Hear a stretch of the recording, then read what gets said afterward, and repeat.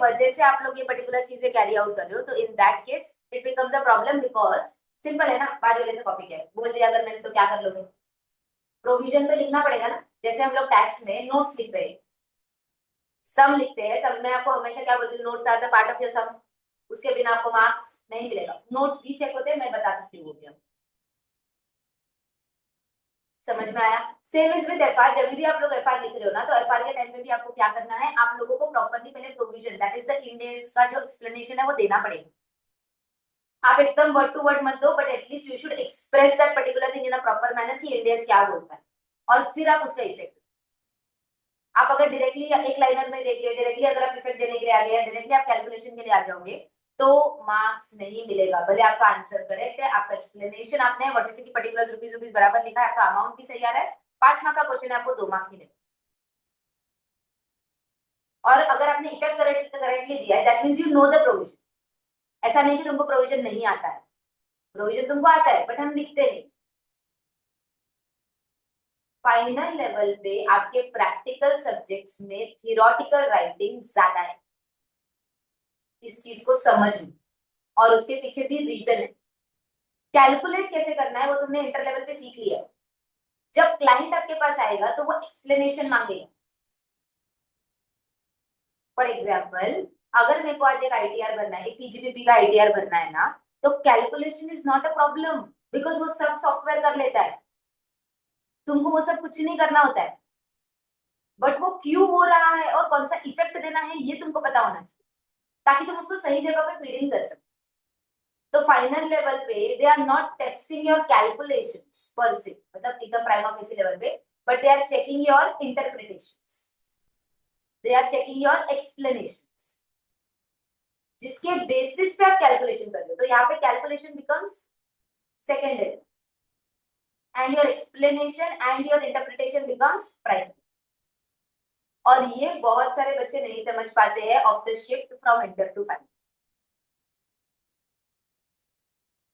जिसके वजह से हम पेपर में वैसा नहीं, and then if we expect कि मुझे मार्क्स मिलना चाहिए तो नहीं मिलेगा बस।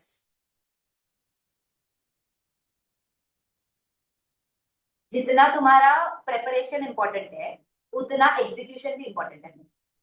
आता हमको सब है, लेकिन eight the end of the day अगर वो 100 मार्क के पेपर में 3 घंटे में तुम लिख के नहीं आए, तो we are not going to pass, कुछ इसका आउटपुट तो आने वाला नहीं, आपको भी पता है। तो सिंपल यही लॉजिक लेके चलो, थियोरेटिकली भी आपका कॉन्सेप्ट स्ट्रॉन्ग होना चाहिए, आपको पता रहना चाहिए। फॉर्मेट लिखते टाइम घर पे भी जब प्रैक्टिस करो ना, सिंपल है, 15 सम्स देखो, बट एटलीस्ट उसमें से 3 लिख के सॉल्व, ताकि तुम्हारा हाथ बैठे। और अभी तुम सबको पता है तुम्हारी हैंडराइटिंग और खराब होने वाली है, पेन उठाना तुमको तकलीफ देने वाला है, 2 साल जाने दो, जिसका जिसका खत्म होने आया है उनको पता है, क्योंकि तुमको लैपटॉप का और टाइपिंग का आदत है। समझ में आया। अब जब तुमको मैं बुक में एक वर्ड ढूंढने के लिए बोलूंगी ना, तो प्रॉब्लम देगा, बिकॉज तुमको पीडीएफ में कंट्रोल एफ का आदत है। समझ में, जहाँ पे कंट्रोल एफ करके एंटर एंटर मार के अपने को वर्ड मिल जाता है, बट वही जगह पे अगर 200 पेजेस के अंदर मैं तुमको एक सेक्शन ढूंढने के लिए बोलूंगी तो problem. And that is very much, मतलब ऐसा है कि बेसिक है वो चीज, वो नहीं वाला, बिकॉज बॉडी है ना, अडेप्ट करता है ना सिचुएशन के हिसाब से। तो वापस वो जब 6 महीने रहेगा ना, वो 6 महीने में से 1 महीना तो तुम्हारा बहुत तकलीफ होता है, बिकॉज तुमको घर में 24 घंटा रहने की आदत नहीं है। तुम्हारे पाँव घर के बाहर ज्यादा थे ये 2 साल, तुमको आदत नहीं है घर में बैठ के वो 4 दीवारी के बीच में बैठ के किसी से बात नहीं करके ऐसे बैठने में, क्योंकि आसपास तुम्हारे पूरा 8 घंटा जो है ना 50 लोग घूम रहे हो, तो that is going to create a, वो सब चीजों को टाइम लगेगा, फिजिकली भी मेंटली। सिंपल लॉजिक रखो, एक चीज, जब तक आपका 6 मंथ्स का लीव चालू होता है उसके पहले at least 80 to 90% of the syllabus खत्म करो, फर्स्ट रिव्यू। जैसे जैसे टाइम मिलता है वैसे वैसे 80 to 90%। When you are on leave, start with your first review, जहाँ पे आप लोग प्रॉपर्ली बैठे। पहले से आरटीपी एमटीपी ये सब तो तुमको अभी पता है कि पहले से उठा के कुछ मिलता नहीं, उनसे बैठ नहीं। पहले मॉड्यूल्स और शीट्स ये चीजें खत्म, फिर उसके बाद तुम्हारा हो गया तो अपने पास मॉडल टेस्ट पेपर्स है, पास क्वेश्चंस है, एमटीपीज है, आरटीपीज है, बहुत सारी चीजें है पढ़ने के लिए। वो सब आता है एंड में, 6 महीने का टाइम इज वेल इनफ, अपने लिए अच्छा खासा टाइम है खत्म करने के लिए, पढ़ने के लिए। सिंपल वही लॉजिक लगा के चलना है, प्लान करके चलो और उस हिसाब से प्रॉपरली एग्जीक्यूट करो। लिखना भी उतना इंपॉर्टेंट है, मैं वो बताऊंगी। जितना तुम लोग लिख रहे हो ना, वो भी बहुत इंपॉर्टेंट है। मैं अभी भी तुम लोग को अगर सम सॉल्व करने के लिए देती हूँ तो तुम लोग क्या करते हो, सॉल्व बराबर कर लेते हो, नोट्स नहीं लिखते कि बाद में लिख लूंगा या घर पे लिख लूंगा या हम लोग चेक करेंगे या बाद में लिखेंगे, या हाँ समझ में आ गया ना इसका इफेक्ट तो यही है। बट जब तक तुम लोग उस चीज का आदत नहीं डालोगे ना तो उसका इफेक्ट नहीं दिखेगा। प्लस ऑब्वियसली लैंग्वेज, वो तो अभी तुम लोग को इंटर लेवल तक तो पता चल ही गया है कि लैंग्वेज रिक्वायर्ड होता है ऑडिट करने में। समझ में आ रहा है? तो ये सारी चीजों को थोड़ा सा ध्यान देके करो, ठीक है? कहाँ पे भी तुम लोगों को लगता है तो बोलो, वो तो है ही है। But please try to maintain that thing कि जब भी आप लोग textual problems that is module के सम्स सॉल्व कर रहे हो, शीट्स के सम्स सॉल्व कर रहे हो, एटलीस्ट व्हाट इज से कि 10:3 का रेशियो रखो कि 10 सम अगर हम लोग देख रहे हैं तो एटलीस्ट 3 को लिख के solve. Try to solve it with notes and everything. Index वगैरह जो भी है ना, मैं आपको बताती हूँ, सिंपल चीज है ना। एक एक इंडेक्स लेने का या एक एक वर्ड से की पार्ट लेने का, और उसको ना आते जाते जब भी टाइम मिलता है ना तो फोन में एटलीस्ट स्क्रॉल करके पढ़ लेना। सिर्फ रीड आउट करो ना, एटलीस्ट समझेगा तो सही क्या चल रहा है। टाइम ऐसे ही यूटिलाइज करना पड़ेगा तुम्हें, ऑप्शन नहीं है। अलग से अपने पास कोई टाइम तो आने वाला नहीं है, ये तो तुम लोगों को भी पता है। 24 है, 24 ही रहने वाला है सबके पास, तुम्हारे पास, मेरे पास, सबके पास। तो उसको जितना हो सके यूटिलाइज करो, अभी वो अपने पास वही ऑप्शन। एंड तुमको भी पता है ऐसे उत्सुक कुछ भी चेंजेस, अभी इस चीज में मुझे बोलने की जरूरत नहीं है, ठीक है? सबसे ज्यादा पीड़ित ये लोग हैं, इसने मुझे बताया, जनवरी वाले लोग। बराबर है ना? तुम लोग का टाइम भी पीछे चला गया है, चेंज हो रहा है, वही तो बोल रही हूँ। सब चीज चेंज हो रहा है। सबके सेट एक पूरा देख लिया था वीडियो, एक वीडियो को था, बट 30 अप्रैल के बाद ही तुम देना पूरा वो चेंज हो रहा है। तो मैं वही बोल रही हूँ ना कि तुम लोग का भी आया था, देखो बिल प्रॉक्सी का भी जो अपने यहाँ का आ रहा है, तो मेरे को जैसे अपडेट आता है मैं डाल देती हूँ कि एटलीस्ट जिसका हो जाए तुम लोग दे दो। तो वो मेरे को क्योंकि आते रहता है अपना विकासा से, तो जैसे आता है मैं डाल देती हूँ तुम लोग उसके अंदर। अभी इधर से तुम लोग दे रहे हो क्या कोई, क्योंकि मैंने अभी तक तो इसमें डाला है। अभी दे दिया है ना, अभी भी अगर आता है नेक्स्ट वाले पार्ट का तो मैं डाल दूंगी, तो तुम लोग का भी अगर स्टार्ट करोगे देना तो स्टार्ट कर दोगे। इसी के लिए बोल रही हूँ, देखो आईसीआई भी एवरीडे बेसिस पे कुछ ना कुछ चेंजेस वो लोग लेके आओ। सिलेबस सिलेबस अभी तक हमको पता नहीं है कि वो लोग क्या चेंजेस लाएंगे क्या नहीं लाएंगे, we can not stop for that. अपने को तो चालू रखना है बस। अभी भी मैं बताती हूँ, for may attempt they have still not released the direct tax का नोट्स। इनकम टैक्स एक्ट 2025 नहीं है, बट माय प्लान इज कि मैं मेरा नोट्स प्रिपेयर करना मैंने चालू कर दिया as per the income tax act. At least PGBP तो रह गए, कैपिटल गेन्स तो रह गए, तो मैं चालू करूँ, शायद तुम्हारा नहीं करूंगी बिकॉज तुम अपने लिए टाइम, अपन नेक्स्ट ईयर भी करेंगे आराम से, जब मॉड्यूल आ जाएगा तो भी चलेगा। बट इन लोगों का सबका चालू करना, तो वो एटलीस्ट उनका पार्ट में चालू करूंगी, तुम्हारा ऑडिट या दूसरा सब्जेक्ट में चालू करेंगे तब तक। समझ में आया? तो क्योंकि मैं नहीं रुक सकती कि वो लोग दिसंबर में जाके मॉड्यूल्स देंगे तब जाके हम मई के लिए प्रिपेयर करें, that is not the point. Bag रख लेके मैंने मेरा नोट्स बनाना चालू कर दिया, क्योंकि we can not wait for that particular part. तो जैसे जैसे मेरा 2 चैप्टर 3 चैप्टर हो जाएगा, मैं जुलाई मंथ से ट्राई करूंगी कि मैं तुम लोगों का डीटी वाला पार्ट चालू कर दूं। फिर अपने को क्या मॉड्यूल आएगा तो देखो बैराक से पढ़ा रहे तो मॉड्यूल में तो वही कवर होने वाला है ऑब्वियसली। मैं बैराक पढ़ूंगी, तुमको सिंपल वर्जन में समझाऊंगी जैसे तुमको नोट्स दिया उसी तरह से। कहीं ना कहीं इससे तो अपने को स्टार्ट करना पड़ेगा, एटलीस्ट थियरी हो जाएगा, सम्स जब आएंगे तो अपन एक्स्ट्रा मॉड्यूल के सारे सम्स वापस से कर लेंगे, simple. But we will have to start ना, उनके लिए तो नहीं रुक सकते। उनको क्या फर्क पड़ेगा, दिसंबर में वो लोग दे देंगे और बोलेंगे मे में एप्लीकेबल है, जो किया था उन्होंने मे 26 के साथ, मे 26 सॉरी, मे सॉरी मे 2025 के साथ, दिसंबर, हाँ दिसंबर के टाइम पे आया था डीटी का मॉड्यूल्स, क्योंकि इसमें इतना सारा अमेंडमेंट्स था, 23 जुलाई 2024 के सारे amendments। तो उनको फर्क नहीं पड़ता। अभी जैसे तुम लोगों ने बोला कि हमने पूरा पढ़ लिया था, हमने पूरा देख लिया था, उसके बाद उन्होंने चेंज किया वापस से, we have to start with zero. जितना भी आज तुमने वो जो भी अपना आईसीआई का वीडियोस देखा, 50 आवर्स 60 आवर्स 70 भगा भगा के देखा होगा कुछ भी, एटलीस्ट उतने टाइम में अगर मैंने 2 इंडेक्स पढ़ा होता तो मेरे लिए इंपॉर्टेंट हो जाता। सिंपल लॉजिक, अपन तो ऐसे ही कैलकुलेट करेंगे ना, बट उनको फर्क नहीं पड़ रहा है। But in that case when we know कि हमने वो चीज चूज किया तो अपने को तो करना ही पड़ेगा ना, ऑप्शन नहीं। कल उठ के लोग और कुछ चेंजेस लेके आएंगे, 3 अटेम्प्ट का 2 अटेम्प्ट, 2 अटेम्प्ट का 3 अटेम्प्ट, वो लोग लूडो खेलते हैं। मैं सीरियसली बताती हूँ, इनसाइडर है कि इंटर का भी वो लोग वापस से 2 अटेम्प्ट पे आए, एंड आर्टिकलशिप को भी 3 साल करने के लिए बहुत प्रेशर। समझ में अब ये सब चीजें देखो, जिसने भी किया था ये चेंजेस तब वो वैलिड लग रहा था, अभी उन लोगों का आगे जाके क्या इश्यूज है क्या चीजें हमको नहीं पता, वापस से उसको किस तरह से लेके आएंगे, ये सब चीजों पे अभी डिस्कशन करके मतलब नहीं बनता, पता नहीं हमको कहाँ से एप्लीकेबल होगा कब एप्लीकेबल होगा, वी डोंट नो। कौन सा आईटी जो इंटर में था, आईपीएस हटाकर आईटी आ रहा है, तो आईपीएस हटा के आईटी आएगा बिकॉज एआई तो का नाश बैच है एआई का, हाँ तो वो भी देखेंगे, लेट्स सी ना, अभी तक तो सिलेबस नहीं आया कुछ नहीं आया, अगर आएगा तो वो भी करेंगे, बट मैं बोलूँ कि वो भी वो लोग क्यों कर रहे हैं, बिकॉज दे नो कि आगे AI, AI is the future, अगर तुम लोग नहीं पढ़ोगे तो आगे जाके ऑडिट को ऑटोमेट करना ही पड़ेगा वो चाहिए। मेरा ऐसा था कि उन्होंने जो एआई का पार्ट है वो लाना चाहिए था in the syllabus of audit, automated environment जो हमने पढ़ा था इंटर लेवल पे, उसी का अगर आप 2 या 3 चैप्टर्स दे दो विद रिस्पेक्ट टू एआई और आप सिलेबस में उसको इनकॉर्पोरेट कर दो, बाकी का कुछ चीजें जो यूजफुल नहीं है उसको निकाल दो और ये डाल दो तो बिकॉज मेजरली और एआई इज यूजफुल है ऑडिटिंग वाला, मैं बोल रही ना बाकी चैप्टर्स निकाल देना, पीएसयू जो है तेरा वो इधर डाल दो इंटर लेवल पे, सिलेबस चेंज करना है तो उसको एडजस्ट करने के लिए आना करना, सिंपल। तो वो सब चीजें आती है, मतलब मैं ऐसा नहीं बोल रही, बट मैं बोल रही कि they are also into many of the changes, मतलब बहुत सारे चेंजेस वो लोग खुद भी कैरी आउट करते हैं। तो अभी ऐसा है ना कि और ऊपर से प्रॉब्लम ये है कि we can not wait for them कि वो लोग कब बोलेंगे उसके बाद हम लोग स्टार्ट करेंगे, उसके बाद हम लोग उसको व्हाट वी से कि अप्लाई करेंगे, बिकॉज टाइम लिमिटेशन होता है अपने पास भी। मैं मेरे को कोई प्रॉब्लम नहीं है, जैसे सिंपल बताती हूँ, मैं 7 डेज अ वीक लेक्चर ले रही हूँ, बराबर है ना, तो मैं तो एवरी डे बोल सकती हूँ ना कि एक काम करते हैं अपन, कल क्या करते हैं, मेरा लेक्चर तो मोस्टली आफ्टरनून में रहता है, 11 12 तो मैं लेती नहीं हूँ, फाइनल लेती हूँ, इंटर और अपना जो सीए में इंटर और सीए इंटर है वही पार्ट रहता है, तो मेरा लेक्चर 1 बजे के बाद रहता है, मुझे कोई प्रॉब्लम नहीं, मैं सुबह 7 बजे से लेकर 11 बजे तक भी फाइनल का लेक्चर ले सकती हूँ, बट अपने पास टाइम कंस्ट्रेंट आता है ना, इन टर्म्स ऑफ व्हाट कि अपना ऑफिस रहता है, तो सिलेबस अगर वो लोग दिसंबर में देते हैं और उसके बाद हम स्टार्ट करेंगे तो ऑब्वियस है ना टाइम कंस्ट्रेंट तो आएगा ही, बहुत सारी चीजें हैं। अब ये सब चीजों में अपने को अपना रास्ता निकाल के करना है, बिकॉज एक्सक्यूजेस से काम नहीं चलेगा, सिंपल।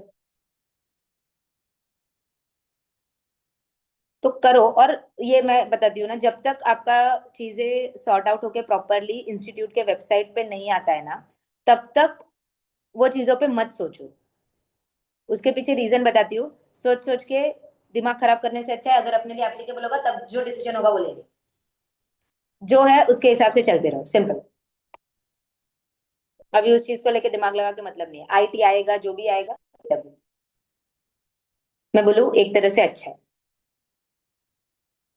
पहली बात, आईटी अगर वो लेके आएंगे तो जो इंटर लेवल का आईटी था वैसा नहीं है, it will be more towards the accounting वाला आईटी, मतलब सीए लेवल वाला आईटी, मेजरली वो लोग वो करेंगे। दूसरा, आईएएस के लिए 50 बुक लेके जाना और उसमें से 4 घंटा ढूंढ के लिखने से अच्छा है पढ़ के लिखो, मार्क्स मिलने के चांसेस ज्यादा है, वो भी। I guess we participate now, that's a fight. So we're competition आता. देख मैंने ना 2 किया, सीएस में भी दिया और सीए में भी। मेरा ओपिनियन तो ये है कि अगर मतलब बेटर है हमेशा कि अगर तुम लोग मतलब पढ़ के जो लिखना रहता है ना वो हमेशा बेटर है। मतलब याद कर क्या? हाँ तो जब बट मैंने को बोला ह्यूमन नेचर, इसको बोलते हैं साइकोलॉजी, ह्यूमन नेचर, जब तेरे सामने बुक्स है ना तो भले तेरे को कितना भी आता होगा ना, तू एक बार कंफर्म करके दैट टेक्स अ प्रॉब्लम उधर है। हाँ तो वो उधर प्रॉब्लम आएगा ही ना, तू कितना भी खुद को बोल दे, at the end of the day you are a human, तो तू कितना भी करेगा तो भी तू वो चीज तो करने ही वाला है। चलो मिला नोट सबको। अच्छा, आपके ना 2 चैप्टर के नोट्स बीच के पेंडिंग है, एक टाइम ऑफ सप्लाई है और एक रजिस्ट्रेशन, वो नेक्स्ट संडे को मैं बना के रख दूंगी, मतलब आपका रेडी करके रख दूंगी, तो नेक्स्ट लेक्चर आप लोग लेके जाना नेक्स्ट संडे को लेके, ठीक है। आज आईटीसी का जिन जिन का पेंडिंग है बाहर से लेक्चर के बाद रुक जाना, वो कर दूंगी, ठीक है। चलो शुरू करें, tax notes, tax invoice, debit note and credit note, start करें चैप्टर।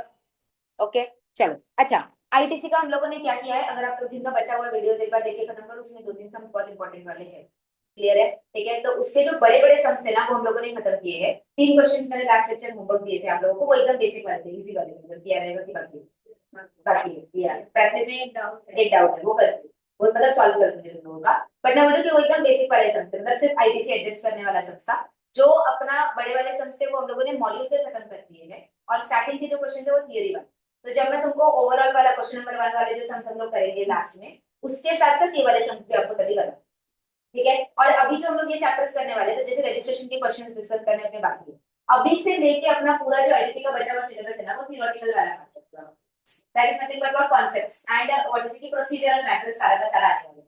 तो हम क्या करेंगे, दो दो तीन तीन चैप्टर जमा करेंगे और फिर एक दिन उसका क्वेश्चन करेंगे, क्योंकि उसके क्वेश्चन ज्यादा नहीं होंगे, तो हम लोग कंबाइन करके फिर उसके question discuss. Clear with this, समझ में आ रहा है? ओके ओके, चलिए शुरू करते हैं। अपने पास जो बटन नोट्स आ गए सबके पास, tax invoice, credit notes and debit notes, अपने को ये चैप्टर आज स्टार्ट करना है, देखना है, ठीक है? एक मिनट, स्क्रीन शेयर वगैरह किया कि नहीं वो देख लेते हैं। Share screen. अभी देखो, संडे को भी अगर मैं बात करूं तो अपने पास 12-15 लोग में से सिर्फ 6 से 7 लोग बैठे, ऑनलाइन भी कोई नहीं बैठे। अब वो क्या, वही वही बोल रही हूँ ना, वो सिर्फ चेक कर रहा है कि मैं दे रही हूँ कि नहीं दे रही हूँ, ओम के जैसा। तुम लोग टेस्ट कर रहे हो रे। हाँ चल चल, पूरा सब सॉल्व करने के बाद ही आया ना। हाँ तो एक सब ना, उसके बाद में दूसरा सब भी सॉल्व करें। चलो टैक्स, और मैं बताती हूँ, देखो उसके बाद तूने जब भी वीडियो देखेगा या तू करेगा तो सब लिखा कर देते। हाँ पहला वाला देखा ना, सॉल्व कर। चल, tax invoice, credit notes and debit notes, ठीक है? तो अब ये चैप्टर के अंदर हम लोग को क्या देखना है? अभी तक हम लोगों ने कौन कौन सा चैप्टर देखा? तो सबसे पहले सप्लाई वाला चैप्टर हम लोगों ने देखा, चार्ज ऑफ जीएसटी हम लोगों ने देखा, ठीक है? Then we saw time of supply, place of supply, value of supply, ये तीनों चीजें हम लोगों ने चेक किया। एग्जेम्पशंस का हम लोगों ने देखा चीज की लिस्ट क्या क्या है, कैसा है, ठीक है? देन वी मूव ऑन, ये अपना मॉड्यूल 1 का पार्ट था, which is the major critical part for calculation of your GST का प्रोविजंस। बराबर है कि नहीं? ये सब चीजें जब तक फिट इन नहीं बैठती तब तक आप लोग कैलकुलेशन नहीं कर सकते कि what is the calculation of GST, ठीक है? Then we came down to the part of ITC, जहां पे हम लोगों ने देखा कि आईटीसी किस तरह से यूटिलाइज करना है, इनपुट टैक्स रेट मिलेगा नहीं मिलेगा। सबसे पहला चीज, मिलेगा तो किस फॉर्मेट में मिलेगा, नहीं मिलेगा तो किस फॉर्मेट में नहीं मिलेगा, कैलकुलेशंस किस तरह से होगा। जहां पे हम लोगों ने रूल्स देखे थे with respect to apportionment of ITC, which becomes an important part at this level, final level, वो मेरे इंपॉर्टेंट पार्ट बन जाएगा। देन वी केम डाउन, ये अगर मैं 7 चैप्टर्स बात करूं ना, तो this 7 chapters form at least 50% of your syllabus of your GST. समझ में आया? नेक्स्ट 50% ये हो गया, 20% आपका कस्टम्स आ गया, बचा हुआ जो 30% है that is miscellaneous of the two modules which is of GST. बचे बाइफिकेशन समझ में आ रहा है? अंडरस्टूड। तो अपन ने मेजर वाला जो पोर्शन है वो कैलकुलेट किया अभी तक। Then we move on to the miscellaneous part में हमने सबसे पहले चालू किया रजिस्ट्रेशन वाला चैप्टर, इसमें हमने अलग-अलग जगह पे रजिस्ट्रेशन कैसे रिक्वायर्ड रहता है वो हम लोगों ने चेक किया। Now we are coming into the chapter of tax invoice, credit notes and debit notes, ठीक है? अब ये कॉन्सेप्ट क्या बोलता है, सबसे पहले इसको थोड़ा सा देख लेते हैं, फिर we will move on to the sections वाला, ठीक है? जब हम लोगों ने टाइम ऑफ सप्लाई किया था, ठीक है, वो टाइम पे हम लोगों ने इनवॉइस इशू के थोड़े बहुत प्रोविजंस हम लोगों ने चेक किए थे कि इनवॉइस कब इशू हो जाना चाहिए, सेक्शन 31 की प्रोविजंस। बराबर है? पूरा सेक्शन हम लोगों ने नहीं पढ़ा था, पर जितना रेलेवेंट था या जितना पार्ट था उतना पार्ट हम लोगों ने से पढ़ा था।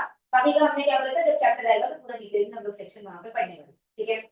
ना अगर मैं ओल्ड रिजिम का बात करूं, ओल्ड वर्ड से कि जब जीएसटी के पहले की एरा का बात करूं, तो वो टाइम पे क्या होता था पता है? गुड्स एंड वर्ड से कितना सर्विस टैक्स अलग से हुआ करता था, वैट अलग से हुआ करता था, सीएससी अलग से हुआ करता था, एक्साइज ड्यूटी अलग से हुआ करता था, एंड आप लोगों का जो बाकी इंपोर्ट एक्सपोर्ट का तो है वो तो कस्टम्स के अंदर ही चल रहा है। Clear with this? इतने सारे एक्ट्स थे और वो टाइम पे पता है सारे के सारे एक्ट्स का ना इनवॉइस इशूइंग प्रोविजंस भी अलग है। मतलब सर्विस टैक्स के प्रोविजंस कुछ अलग बोलते थे, वैट के प्रोविजंस कुछ अलग बोलते थे, सीएसटी के प्रोविजंस अलग बोलते थे, एक्साइज वगैरह के प्रोविजंस जो है वो अलग बोलते थे। करेक्ट है? अब समझो कि अगर कोई एक बंदा जो है जिसको मल्टीपल एक्ट्स एप्लीकेबल है तो उसको मल्टीपल प्रोविजंस फॉलो करने पड़ते थे। करेक्ट है? जिससे again not only the what is कि हम लोग बोलते हैं कि पेमेंट ऑफ टैक्स वगैरह तो कॉम्प्लिकेट हो ही जाता है, बिकॉज़ इतना सारा पोर्टल्स अपने को मेंटेन करना पड़ेगा, इस पे जाके भी फाइलिंग करो, इस पे जाके भी फाइलिंग करो, इस पे जाके भी फाइलिंग करो, वो तो है ही है। बट एक नॉर्मल पर्सन को एक टैक्स इनवॉइस इशू करने का या एक इनवॉइस इशू करने का पार्ट अगर बात करें तो वो भी कॉम्प्लिकेटेड हो गया।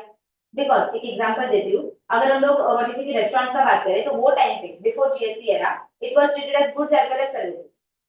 मतलब रेस्टोरेंट के बिलिंग पे वैट भी एप्लीकेबल होता था एंड आप लोगों का सर्विस टैक्स भी एप्लीकेबल होता था, because you are giving what is service also, and उसके अंदर फूड के फॉर्मेट में गुड्स भी इन्वॉल्व है। एंड इंट्रास्टेट ही होता था, बिकॉज आप जहाँ पे होटल वहीं पे आके खाना खाओगे। बराबर है कि नहीं? तो उस पे वैट लगता था, तो वैट भी चार्ज होता था, सर्विस टैक्स भी चार्ज होता था। तो again your invoice becomes complicated, कितने अमाउंट पे वैट चार्ज करना है, कितने अमाउंट पे सर्विस टैक्स चार्ज करना है, ये वाला बंदा ये एक्सेप्ट नहीं करेगा, वो वाला बंदा ये एक्सेप्ट नहीं करेगा एंड ऑल। बराबर है? अब ये सारी चीजें जो है ना वो सबस्यूम होके आपके जीएसटी के अंदर आ गई है। तो now we have only one tax invoice and one format to be followed.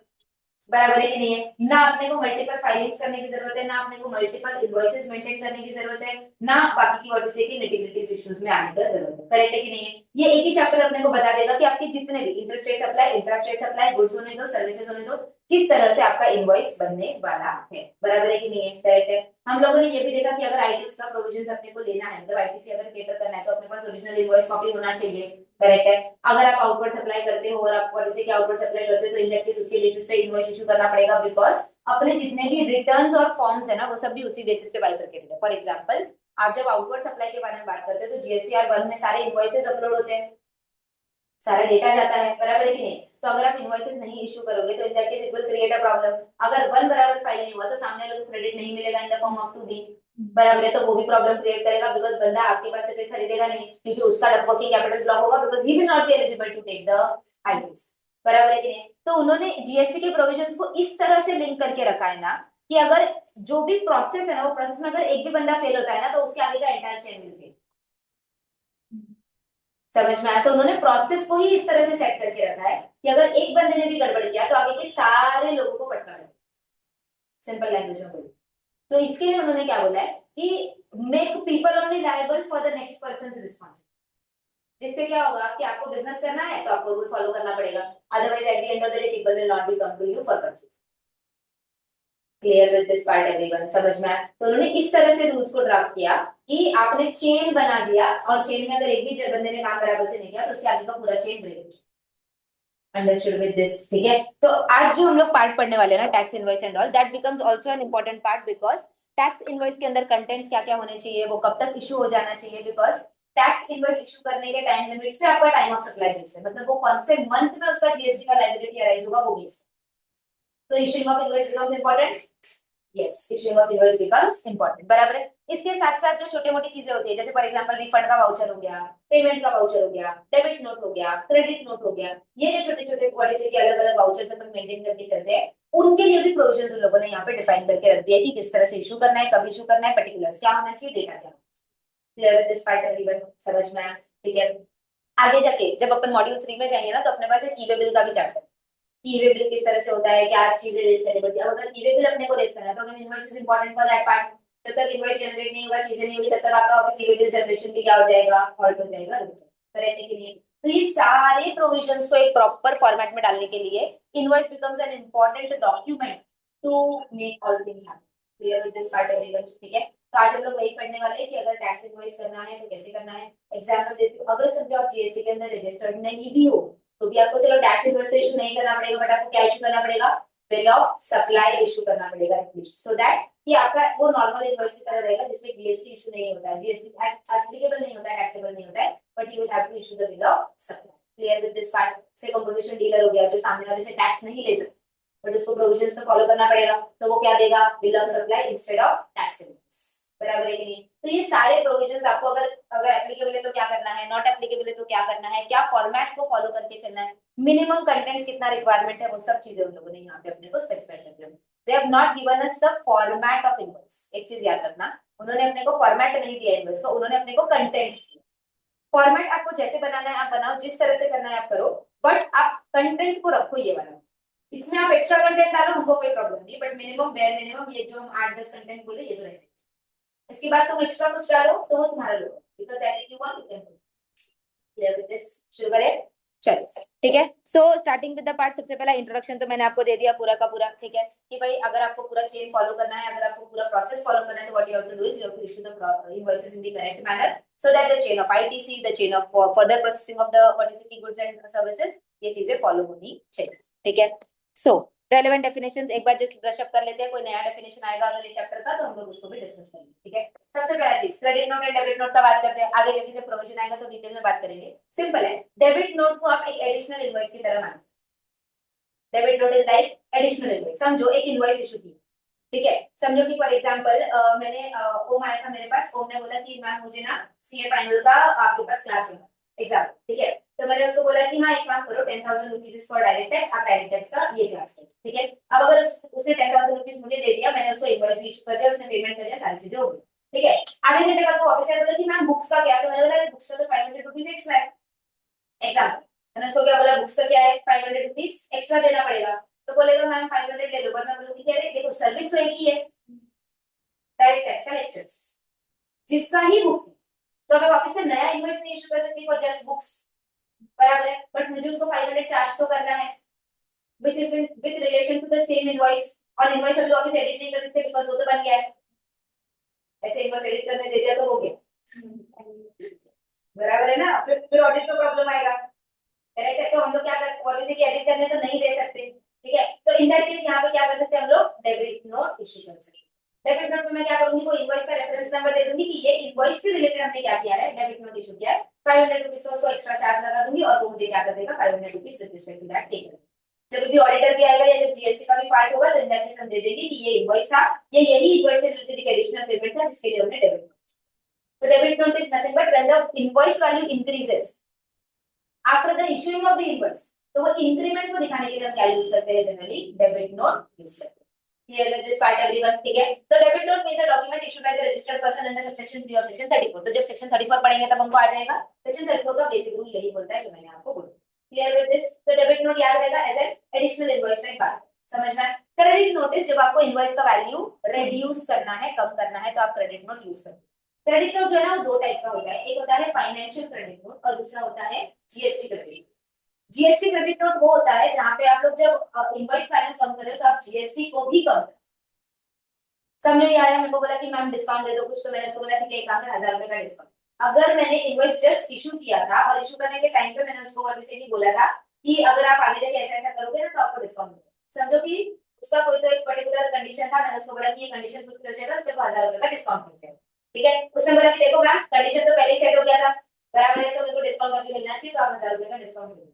तो मैं क्या करूंगी, 1000 रुपए का डिस्काउंट दूंगी बट उसका 18% 180 रुपीज क्या कर दूंगी, वो भी रिवर्स कर दूंगी ऑफ द जीएसटी, और मैं भी उसका रिवर्सल क्लेम कर सकती हूँ क्या, यस।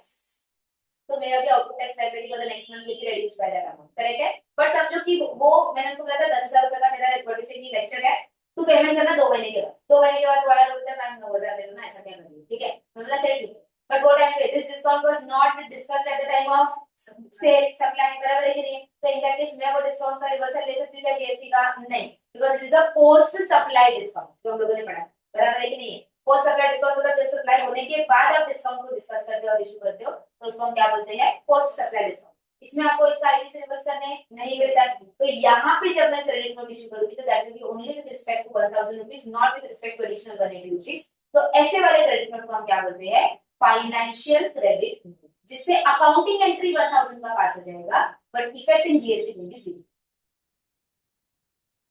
समझ में आया, effect in GST will be 0। इसी के लिए हम दो अलग अलग टाइप के क्रेडिट नोट्स को इशू करते हैं। जब जीएसटी का रिवर्सल अलाउड रहता है तो हम जीएसटी क्रेडिट नोट को इशू करते हैं, तो जिसमें आपका अकाउंटिंग भी हो जाएगा और जीएसटी भी रिवर्सल हो जाएगा, दोनों काम। बट अगर जीएसटी रिवर्सल अलाउड नहीं है तो इन दैट केस हम क्या इशू करते हैं, फाइनेंशियल क्रेडिट नोट को इशू करते हैं, जिससे एटलीस्ट आपका अकाउंटिंग एंट्री करेक्ट हो जाएगा, आप एंट्रीज बराबर से मार पाओगे बट जीएसटी में उसका कोई भी इफेक्ट नहीं आएगा। Clear with this part everyone, ठीक है। तो simple, credit note reduces the value of invoice, debit note increases the value of invoice. Clear with this part, समझा। Next, continuous supply of the goods and services, कब बोलते हैं हम लोग इसको, a supply of the goods which is provided or agreed to be provided continuously on recurrent basis। जैसे example देती हूँ, सप्लाई ऑफ गुड्स बोल रहे हैं यहाँ पे, बराबर है, तो ये अपना वाला पार्ट तो समझो सर्विस हो गया, करेक्ट है। बट समझो कि हम लोगों ने क्या किया, अविघ्न क्लासेस ने एक स्टेशनरी स्टोर के साथ कॉन्ट्रैक्ट करके रखा, पूरे साल भर अपने को बहुत सारे क्लासेस है तो बहुत सारे स्टेशनरी लगते रहता है, ठीक है। तो हमने उनको क्या बोला है कि देखो हर बार आओ, मैं 10 रुपए का अगर पेन लेके जाऊँ, ये डस्टर लेके जाऊँ, ये मार्कर लेके जाऊँ, तो हर बार पेमेंट करना पॉसिबल नहीं होगा, बिकॉज कभी भी लगता है चीज, कभी अवेलेबल रहेंगे सर, कभी नहीं रहेंगे चीजें, तो कभी भी लग सकती है। तो समझो कि वो पर्टिकुलर स्टेशनरी स्टोर वाले के साथ हमने बात कर लिया कि एक काम करते हैं, मंथली बेसिस पे आप इनवॉइस इशू करते जाओ, ये मंथ में जितना भी चीजें खरीदा आप इनवॉइस इशू कर दो, एक ही बार में पेमेंट हो जाएगा, बराबर है। और ये कैसे चलते रहेगा, पूरे साल भर इसी तरह से चलते रहेगा। जो भी आप चीजें मांगेंगे हम आप सप्लाई करते रहो, आप रिकॉर्ड्स मेंटेन करते रहो, जब हम बोलेंगे तब आप पीरियोडिक लेवल पे क्या करो, मंथली या क्वार्टरली बेसिस पे इनवॉइस रेज करते रहो, वो सेटलमेंट हो जाए। तो इसको हम लोग क्या बोलते हैं, continuous supply of goods. In this case जहाँ पे मैं 2 मार्कर लेके आऊंगी तो वो मुझसे पैसा मांगेगा क्या, नहीं, वो बोलेगा खाते में लिख दो मेरे,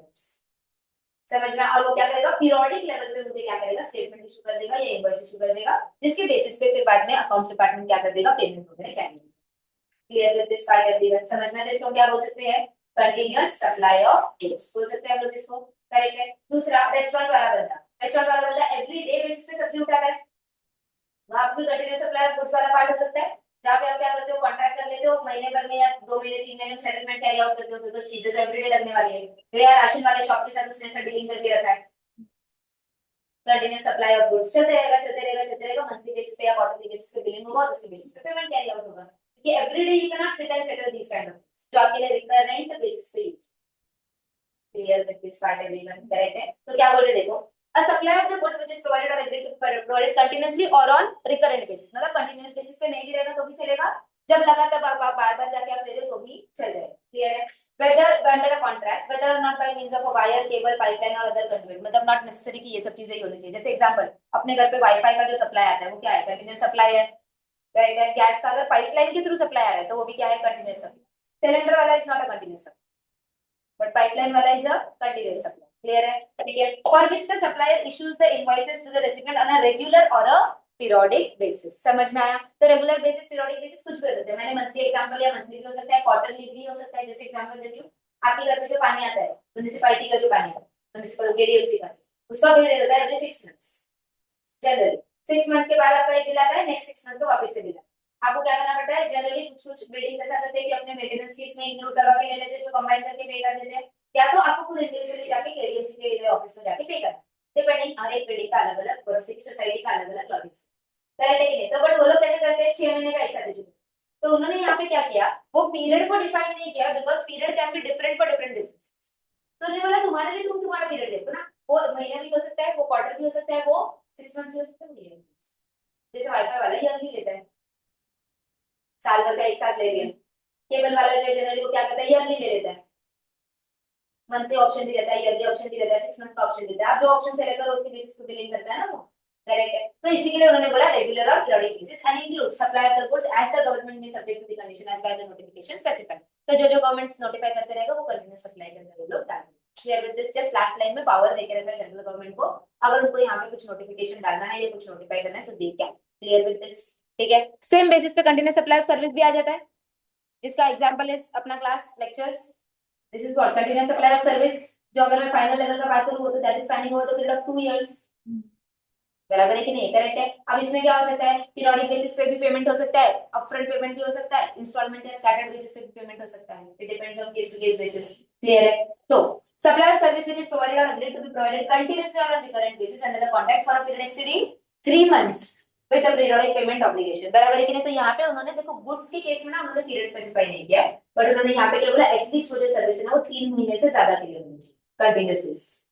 तो समझो अगर 1 मंथ का कोई सर्टिफिकेशनल कोर्स है, या 2 महीने का कोई सर्टिफिकेशनल कोर्स है, या 3 महीने का अगर कोई सर्टिफिकेशनल कोर्स है, तो उसको वो लोग कंटिन्यूस सप्लाई में लेंगे क्या? नहीं, वो बोले उसका ट्रांजेक्शन आप कभी के कभी से।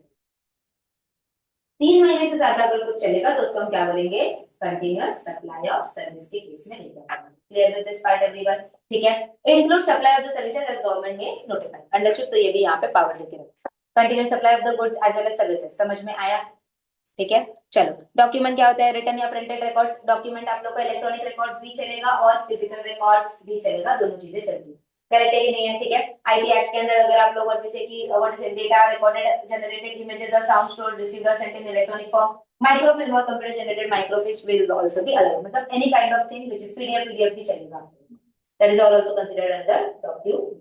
Clear with this part? अभी आजकल आप देखोगे तो most of the places have moved on to electronic invoices, मतलब कि इनवॉइसेस में भी मूव हो चुके हैं। एक तो इलेक्ट्रॉनिक इनवॉइसेस बेसिकली जो स्लिप जनरेट करके देता है, जो आपके हाथ में आता है, बट अगर मैं ई इनवॉइस का बात करूं जनरली तो क्या होता है? आपके फोन पे आ जाता है एज अ पीडीएफ, तो वो चीजें भी है। करेक्ट है कि नहीं है?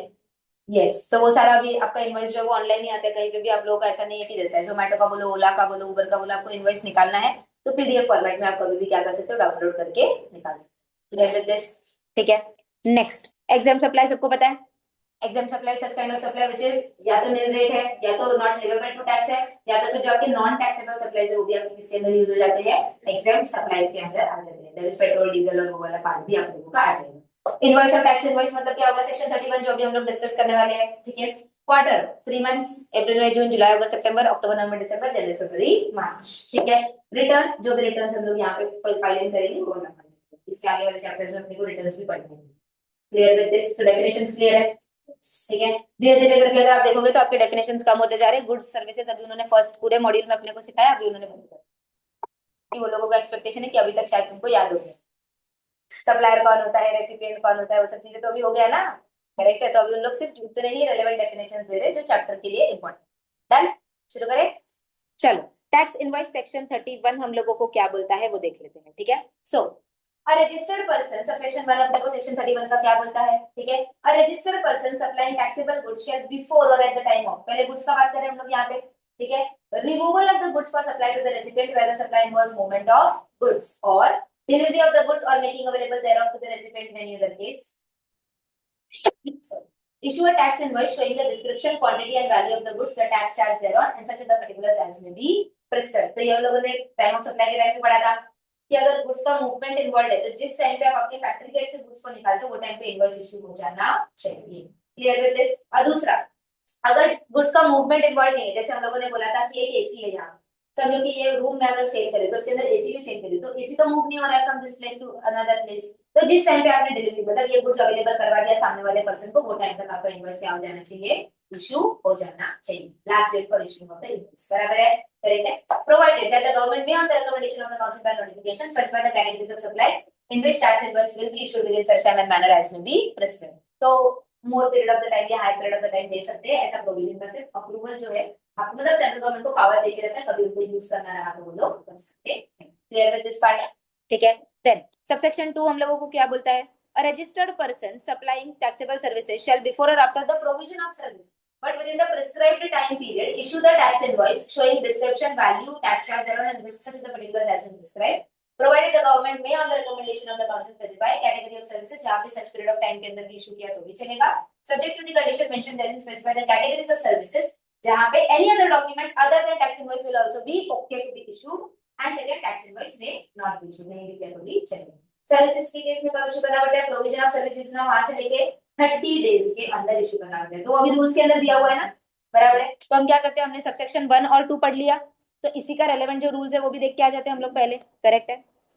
चलो, तो यहाँ पे हम लोगों को रूल्स जो है ना वो इधर ही दिया हुआ है, ये वाले पार्ट के अंदर 1, 2, 4 एंड 5। तो पहले 1, 2 का पार्ट हम लोग कर लेंगे। रूल 47 यहाँ पे दिया हुआ है हम लोगों को एक साथ, ठीक है।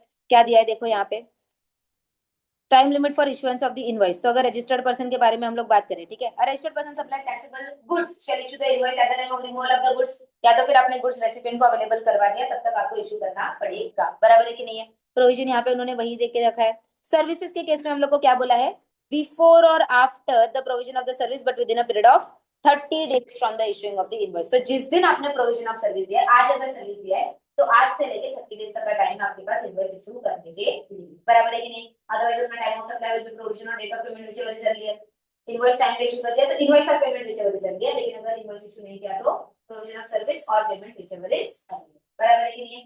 वही जगह पे अगर आप लोगों का ऊपर से कि इंश्योरेंस या बैंकिंग कंपनी है या फाइनेंशियल इंस्टीट्यूशन है या नॉन बैंकिंग फाइनेंशियल कंपनी है, तो उनके लिए टाइम लिमिट कितना देके रखा है, 45 डेज का है, तो 30 की जगह उनके सर्विस के लिए time limit is 45 days. Clear with this part, ठीक है। An insurance company or banking company, an NBFC, an institution, or a telecom operator or any other class of person or suppliers of the service may, as may be notified by the government, making taxable supplies between distinct persons जो है, अगर समझो bank है, financial institutions है या NBFC, ये लोग अपने ही डिस्टिंक्ट पर्सन को अगर सर्विस प्रोवाइड करते हैं ना, तो उनके लिए वो 45 डेज का टाइम लिमिट भी अप्लाई नहीं होता है, तो सेम एंटिटी है ना, उनके लिए टाइम लिमिट कितना बोला है, or before at the time the supplier records the same in his books of account or before expiry of the quarter during which the supply was made। तो आप जब बुक्स ऑफ अकाउंट्स के अंदर entry मारोगे तब आप invoice बना दो, या तो क्वार्टर एंड के पहले एटलीस्ट मार दो, जो क्वार्टर में आपका सर्विस हुआ वो क्वार्टर एंड के पहले आप लोग एंट्री जो होगा जैसे इनवॉइस जो है वो एंट्री करो। Clear with this part. यहाँ पे 45 डेज का टाइम लिमिट है क्या, नहीं, ठीक है। नाउ यहाँ पे क्या दिया है देखो, सिंपल गुड्स का यहाँ पे दिया है, सर्विसेज का यहाँ पे दिया हुआ है, ठीक है। गुड्स के केस में हमको क्या बोला, रिमूवल ऑफ द गुड्स, यहाँ पे movement of the goods involve, कहीं पे भी फैक्ट्री से निकल रहा है तो तब तक इनवॉइस साथ में चिपका के जाता है इनवॉइस, बराबर है, तो आपको इनवॉइस के साथ साथ गुड्स भी चाहिए। Clear with this. अगर गुड्स के केस में आपका डिलीवरी नहीं हो रहा है तो जब आपने गुड्स सामने वाले को अवेलेबल करा दिया, ये आपके गुड्स है ऐसा बोल दिया, तो तब इनवॉइस इशू हो जाना चाहिए। Clear with this part. Services के केस में अगर बात करें तो जिस दिन सर्विस आपने इशू किया है उस दिन से लेके 30 डेज के अंदर आपको इशू करना है। अगर बैंक से, एनबीएफसी से या फाइनेंशियल इंस्टीट्यूशन से, तो वो लोग अपने कस्टमर को कब तक या क्लाइंट्स को कब तक इशू कर सकते हैं, 45 डेज के अंदर आप लोग इशू कर सकते हो। क्लियर विद दिस पार्ट, ठीक है। ये होने के बाद अगर ये banks, NBFC and financial institution अपने ही डिस्टिंक्ट पर्सन को, that is one state to different state, अगर आपका एक ब्रांच दूसरे ब्रांच को सर्विस दे रहा है, गुजरात ब्रांच महाराष्ट्र की कोई ब्रांच को सर्विस दे रहा है आपका बैंक, तो इन दैट केस आपको कब तक करना पड़ेगा, आप जब एंट्री मारोगे तो books of accounts with respect to branch accounts, बराबर है कि नहीं, या तो फिर आपका क्वार्टर एंड होने के पहले आप लोगों को एंट्री मारना पड़ेगा। Clear with this part everyone? यहाँ तक का पार्ट क्लियर है? तो supply of the goods and supply of services section 31 subsection 1 and 31 subsection 2 दोनों क्लियर है? ये तो रिवीजन ही किया ना हम लोगों ने, टाइम ऑफ सप्लाई के अंदर जो पढ़ा था उसी का प्रोविजंस आप लोगों का आ गया। ठीक है, वापस आती हूँ ऊपर, कंटिन्यूस सप्लाई के प्रोविजंस वगैरह इसके आगे दिए हुए। तो सबसेक्शन 2 तक हम लोग आ गए। ठीक है, सबसेक्शन 3 हमको क्या बोलता है, इसको थोड़ी देर साइड में रखते हैं बिकॉज़ इसके लिए थोड़ा बड़ा प्रोविजन। पहले हम लोग जो छोटे वाले प्रोविजंस है दैट इज आप लोगों का 4 एंड 5 वाला पार्ट है, ये सब खत्म कर लेते हैं। ठीक है, फिर उसके बाद में 3 पे आती हूँ। 4 अपने को क्या बोलता है, in case of continuous supply of the goods where successive statements of accounts और successive payments are involved, the invoice shall be issued before और at the time of each of such statement is issued और as the case of payment is received whichever is earlier. समझ में? जैसे अपना जो पटनी का हम लोग ऑटोमेटिक स्टेशनरी वाला जो बात कर रहे हैं, ठीक है, तो अगर स्टेशनरी वाले का अगर हम लोग बात करें तो इन दैट केस अगर ऑटोमेटिक स्टेशनरी वाला अपने को एवरी 2 महीना या एवरी 3 महीना स्टेटमेंट इशू करता है, तो जब स्टेटमेंट आया तो तभी इनवॉइस इशू हो जाएगा उतने पीरियड का, और बाद में या तो हम लोगों ने अगर पेमेंट पहले कर दिया तो व्हिचएवर इज अर्लियर बराबर। समझ में आया? तो कंटिन्यूअस सप्लाई ऑफ सर्विस के अंदर it will be when the statement is issued और when the payment is received, दोनों में से जब भी अर्लियर रहेगा उस टाइम पे इनवॉइस इशू हो जाना चाहिए। Clear with this part? समझो आगे अगर मैंने 50,000 रुपए का पेमेंट उनको भेज दिया तो क्या करेंगे, एटलीस्ट 50,000 तक का इनवॉइस आज बना के दो। Clear with this part everyone? समझा? ठीक है। Second, subject to the provisions of clause D of subsection 3 in case of continuous supply of the service where due date of the payment is ascertainable from the contract, the invoice will be issued on or before the due date of the payment। एक example लेते हैं, समझो CA final का आप लोगों ने यहाँ पे रजिस्ट्रेशन किया, ठीक है, हम लोग समझ लेते हैं 20,000 रुपीज इज द फीस। ठीक है, तो समझो आप लोग बोले थे कि मैम 4 इंस्टॉलमेंट में मैं पे करूंगा 5,000 5,000 5,000 5,000, बराबर है? तो हमने अपना इंस्टॉलमेंट का फॉर्म होता है, वो इंस्टॉलमेंट के फॉर्म में क्या करते हैं, डेट्स एंड पेमेंट का अमाउंट, ये हम लोग साइन करवा के ले लेते हैं पेरेंट्स को भी और हम लोग भी क्लास के एंड से, सो दैट क्या होता है दोनों को पता रहता है कि ड्यू डेट्स क्या आएंगे पेमेंट, बराबर है ना? अगर मैं यहाँ पे बात करूँ, is the due date of the payment fixed? Yes, कि इस दिन पे इतना पेमेंट आना चाहिए, करेक्ट है? तो ड्यू डेट पे आपका इनवॉइस बन जाए, किस दिन पे बन जाना चाहिए, ड्यू डेट पे इनवॉइस बन जाना चाहिए, बराबर है कि नहीं? करेक्ट है। तो इसलिए उन्होंने बोला कि अगर ड्यू डेट फिक्स है तो आप ड्यू डेट पे इनवॉइस करो। Clear with this? ठीक है। Next, whether due date of the payment is not ascertainable from the contract, मतलब समझो हम लोगों ने ये इंस्टॉलमेंट का फॉर्म बनाया नहीं, बराबर है? तो इन that case the invoice shall be issued before eight the time when the supplier receives the payment, बराबर है कि नहीं? समझो कि कोई पेरेंट के साथ डिस्कशन होने बोला कि सर देता हूं मैं आपको डेट्स में, मैं तो फाइनल नहीं कर सकता बट मैं ना नेक्स्ट 2-3 महीने में कवर कर दूंगा, क्लियर करो, जैसे जैसे मेरा पैसा आएगा ना तो मैं आपको दे दूंगा एग्जांपल। तो हमने समझो कि उसके साथ इंस्टॉलमेंट का फॉर्म साइन नहीं किया बिकॉज़ मुझे डेट्स ही फिक्स नहीं थी, तो मैं इंस्टॉलमेंट कैसे सेट? तो सिंपल है, फिर जब समझो 20,000 रुपए थे, समझो ये महीने में आपको उसने 6,000 रुपए दिए, तो जिस दिन के उस दिन 6,000 का इनवॉइस बना दो, नेक्स्ट मंथ में समझो आपको उसने 10,000 रुपए दे दिए तो 10,000 का इनवॉइस बना दो, जब पेमेंट रिसीव होगा तब। Clear with this part? जब ड्यू डेट फिक्स है तो ड्यू डेट को बना दो, जब ड्यू डेट फिक्स नहीं है तो पेमेंट जब आएगा तब। Clear with this? समझा? Third, where the payment is linked to completion of the event, that is milestone base, ये खत्म होगा तो इतना पेमेंट मिलेगा, ये खत्म होगा तो इतना पेमेंट मिलेगा, ये खत्म होगा तो इतना पेमेंट मिलेगा, तो it is based on the milestone. तो इस केस में क्या होगा, जब माइलस्टोन अचीव हो गया उस दिन पे आप इनवॉइस इशू कर दो, पेमेंट आ जाएगा। समझ में आया? क्लियर है? तो सिंपल, ड्यू डेट है तो ड्यू डेट नहीं है तो पेमेंट, माइलस्टोन है तो आज जो भी डेट ट्रिगर होगा उस दिन पे आपको क्या करना पड़ेगा, इनवॉइस इशू करना पड़ेगा। Clear with this part? बोल। हाँ बोलना। उसमें लिखा है shall be issued before at the time of each such statement is issued or as the case may be each such payment is received। कौन सा? जनरली इसका जो इंटरप्रिटेशन हम लोग लेते हैं ना, क्योंकि इसमें और बोला है तो जो भी सबसे पहले आ गया तो ट्रिगर हो गया ना तेरा प्रोविजन। इसके रिगार्डिंग टाइम ऑफ सप्लाई में सेक्शन 12 जो है, हाँ, गुड्स में क्या बोला है, time limit of issuance of invoice बराबर, और इनवॉइस इशू इज अर्लियर, बराबर, और एक और क्लॉज है कि the payment is received whichever is उनमें से अर्लियर, एक और नोटिफिकेशन में देख रहेगा कि पेमेंट अर्लियर रहेगा तो बराबर करेक्ट। तो अगर वो देखेगा ना तो वो जो है वो देख लिया तो सबसे पेमेंट वाला, तो जो तेरा वो वाला टाइम ऑफ सप्लाई का जो प्रोविजन है ना वो continuous supply of the goods के लिए एप्लीकेबल नहीं हो, वो तेरे जनरल गुड्स के लिए। जैसे फॉर एग्जांपल बताती हूँ, time of supply of the goods के अंदर कंटिन्यूअस सप्लाई सर्विस वगैरह के लिए प्रोविजन अलग है। हां, गुड्स सप्लाई वाले के सेम है ना, गुड्स सप्लाई के लिए अलग अलग है। ये तो time limit for issuing the invoice है ना, तो ये वहां पर इसीलिए कंसीडर होता है क्योंकि वहां पर हम बोलते हैं last day on which the invoice must be issued, तो इसीलिए ये वहां पर नहीं तो वो बराबर है, बट अभी फॉर एग्जांपल अगर मैं यहाँ पे आप लोगों को ओपन करके दिखा दूं, ये देखो इस पे आते, let us recapitulate that language अपने को यहाँ पे उन्होंने क्या दिया है वो देखो। जैसे फॉर एग्जांपल अगर मैं गुड्स का बात करूँ, earliest of the following date of the issue of invoice by which or the supplier last date on which he is required to issue the invoice under the section 31 subsection 1, 31 subsection 1 किसके बारे में बात करता है? Goods के लिए बात करता है, time limit for issuance of the goods. Whereas subsection 4 बात करता है continuous supply of the goods के लिए। तो ये वाला जो तेरा प्रोविजन है, ये वाला जो तेरा टाइम ऑफ सप्लाई का 12 सबसेक्शन 2 है, that is not applicable for continuous supply. Under section क्या बोला है? 31 सबसेक्शन 1। समझ में आया? तो सबसेक्शन 4 यहाँ पे कवर हो रहा है क्या तेरा part?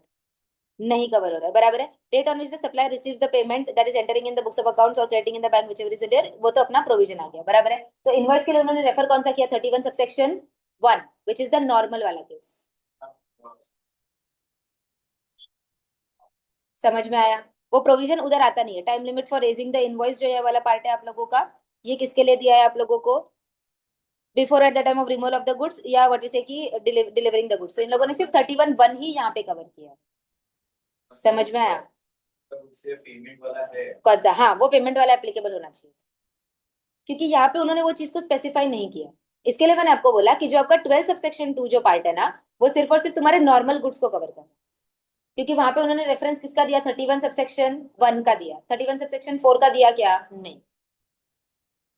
Clear with this part? उसके लिए उन्होंने क्या बोला कि यहाँ पे वाला प्रोविजन यूज करो। यहाँ वाला प्रोविजन यूज करते तो जिस दिन मेरा इनवॉइस बन गया, जो मंथ में मेरा इनवॉइस बन गया, उस मंथ में तो मुझे फिर पेमेंट तो आ ही जाएगा ना, टाइम ऑफ सप्लाई तो आ ही जाएगा उस मंथ के अंदर। तो सिंपल है, मेरे को इनवॉइस कब तक रेस करना है? जब मेरे पास स्टेटमेंट ऑफ अकाउंट्स बन गया या तो फिर मेरे को पेमेंट आ गया, व्हिचएवर इज अर्लियर, वो टाइम तक मुझे इनवॉइस इशू करना है। इनवॉइस इशू हो गया तो तेरा टाइम ऑफ सप्लाई ट्रिगर हो जाएगा, नॉर्मल प्रोविजन। समझ में आया? चलो ठीक है, तो ये फोर्थ वाला क्लियर है, फिफ्थ वाला भी क्लियर है। फिफ्थ में 3 पॉइंटर्स क्लियर है, due date, milestone, payment, 3 option clear है। चलो सबसेक्शन 6 क्या बोलता है? In case where the supply of the services ceases under the contract before completion of the supply, the invoice shall be issued at the time of the supply when the supply ceases and such invoice shall be issued to the extent of the supply made on such kind of cessation. बराबर है? मतलब समझो कि हमने 1 साल के लिए कोई पर्टिकुलर सर्विस का कॉन्ट्रैक्ट लिया। समझो कि फॉर एग्जांपल मैंने बोला था कि पूरे साल भर के लिए ना मुझे जूम का सब्सक्रिप्शन चाहिए, एग्जांपल तुम लोगों का लेक्चर देने के लिए वो सब चीजें करनी है, ठीक है। और बिलिंग जो है ना इसका ईयरली होता है, ठीक है। अब उसने क्या बोला, ठीक है ना, फिर एक बार ईयरली में ही हम लोग क्या करेंगे, इनवॉइस इशू करके रेस करेंगे, ठीक है। पर समझो कि 6 महीने 7 महीने के बाद ना मुझे जूम के सर्विसेज पसंद नहीं है, मुझे एक दूसरा ऐप मिल गया या दूसरा एक सॉफ्टवेयर मिल गया जिससे मेरा रिकॉर्डिंग और अच्छा हो रहा है और अच्छे से लेक्चर्स करने लगे, तो मैंने जूम को डिसकंटिन्यू कर दिया 7 मंथ्स के बाद। तो अभी जूम क्या बोलेगा, मेरा कॉन्ट्रैक्ट पूरा 12 महीने का था, 12 महीने के बाद मुझे इनवॉइस इशू करना था, बट आपने तो कॉन्ट्रैक्ट 7th मंथ में क्या कर दिया, बंद कर दिया, ब्रीच कर दिया, बराबर है। तो अब इनवॉइस क्या, और जूम क्या करेगा, 7 मंथ्स का इनवॉइस जिस दिन मैंने बोल दिया कि रोक दो, उस दिन तक का वो इनवॉइस क्या कर देगा, रेस कर देगा और उस दिन तक का पेमेंट करने को। समझना? तो अगर कोई continuous supply of the service था, उसके बीच में ही आपने कॉन्ट्रैक्ट को रोक दिया है, तो इनवॉइस उस दिन तक का फिर आप लोग इशू करके क्लोज करो। Clear with this part everyone? ठीक है। Notwithstanding anything contained in subsection 1 where the goods being sent on taken on approval, that is goods sent on approval basis, बराबर है। तो वहां पे आपको कितना टाइम तक यूज करना है? अब पहला चीज, जब आप गुड्स जो है वो अप्रूवल बेसिस पे सेंड करते हो तो आपके फैक्ट्री गेट के तो गुड्स बाहर चला गया, तो बोलो तो मैडम फिर तो ये हो गया ना, बट अब तक कस्टमर ने एग्री नहीं किया तो सेल फ्रुक्टिफाई नहीं हुआ, सप्लाई फ्रुक्टिफाई नहीं हुआ। Clear with this? So only goods are moving from one place, but still the supply is not happened, बराबर है कि नहीं? तो इन केस हम लोग नहीं कर सकते कैलकुलेशन। तो यहाँ पे टाइम कितना बोला है? एक तो समझो कि हमने टाइम लिमिट उसको दे के रखा था 4 मंथ्स, सामने वाले 4 महीने आपके पास, आप यूज करो, आपको ठीक लगा तो आप रख लो, मेरे को कंफर्मेशन दे दो, नहीं लगा तो आप गुड्स को रिटर्न कर दो, ठीक है। यहाँ पे उन्होंने क्या बोला, सिंपल है कि अगर आपको कंफर्मेशन आ जाता है तो जिस दिन कंफर्मेशन आया उस दिन आपका सेल रेडी हो गया, और इस केस में फिर आपका सेकंड वाला पार्ट एप्लीकेबल होगा, मेकिंग गुड्स अवेलेबल, क्योंकि गुड्स मूव नहीं करे, गुड्स तो उसके पास ही है ना, तो वहां पे उसके पास ही गुड्स है, आप इनवॉइस उसके इशू करो जिससे उससे कंफर्मेशन आ गई कि वो गुड्स है। नहीं तो मैक्सिमम टाइम लिमिट आपके पास कितना है? 6 महीने तक अगर सामने वाले का कोई रिप्लाई नहीं आता है तो आप इसे मान लोगे कि आपका सेल नोटिफाई हो चुका है, 6 मंथ जिस दिन एंड होगा उस दिन आप इनवॉइस इशू करें। Clear with this part everyone? ठीक है। तो क्या बोला है, notwithstanding anything contained in subsection 1 where the goods being sent or taken on approval for sale or return are removed before the supply takes place, because these are removed, supply अभी तक हुआ नहीं है बट गुड्स तो अपना factory छोड़ के चले गए, ठीक है। the invoice shall be issued before or at the time of the supply, that means जब कंफर्मेशन आएगा सामने वाले का कि मैं गुड्स को रख रहा हूँ, करेक्ट है, या तो फिर 6 months from the date of the removal whichever is early। समझ में? अब इस केस में समझो कि मैंने सामने वाले को गुड्स जो है वो देके रखा है 8 मंथ्स की पीरियड पे, 8 महीने तक तुम यूज करो, उसके बाद डिसाइड करना तुमको रखना है कि तो, बट जीएसटी वैल्यू 8 महीने तक रुकेगा क्या? नहीं, जीएसटी प्रोविजन कितने तक रुकेगा? 6 मंथ्स तक। बिकॉज उन्होंने क्या बोला, whichever is earlier. तो 6 महीना ट्रिगर हो गया तो मुझे इनवॉइस बुकिंग करना पड़ेगी. कम टाइम दिया होगा 4 months का. Yes. 4 months में अप्रूवल नहीं है तो वो सेम मानेंगे. तो तेरा हो गया ना, मैक्सिमम टाइम लिमिट उन्होंने 6 मंथ्स. तेरा अगर टाइम पीरियड उससे कम था तो तू उसके बीच में खत्म कर देना तेरे प्रोविजन. तो उसके बाद अगर 4 महीने का तूने टाइम लिमिट दिया था तो या तो तू क्या करेगी, उसको बोलेगी कि सेल हो गया कि नहीं बता दो, या तो तेरे कुछ रिटर्न लेके आ जाएगी. बराबर है कि नहीं? तो यहाँ पे अगर कम टाइम है तो it is okay, because maximum time limit अपने को कितना देके रखा है, 6 मंथ से ज्यादा जाते हैं तो आपको फिर इनवॉइस इशू करना. बाद में अगर रिटर्न आ जाता है तो फिर वो रिटर्न वाले प्रोविजन एप्लीकेबल हो जाएंगे और वो रिफंड वाला प्रोविजन फिर अपने क्लियर है. दिस पार्ट एवरीवन समझा? बस कि सपोज इसी चैप्टर से रिलेटेड नहीं, और हाँ. अभी इनवॉइस नहीं करना है इसके. क्या क्या क्या? और इस पे हम इनवॉइस इशू नहीं करना. हाँ नहीं कर. यस बट कुछ तो चलेगा. करेक्ट है, डिलीवरी चलाना कर सकते हैं, डिलीवरी चलान कर सकते हैं. हैं. Yes, E will require is required. कौन सा? नहीं ना, तो फिर वहां पे तेरा हो जाता है ना, डिलीवरी चलान नंबर और वो सब डाल देना.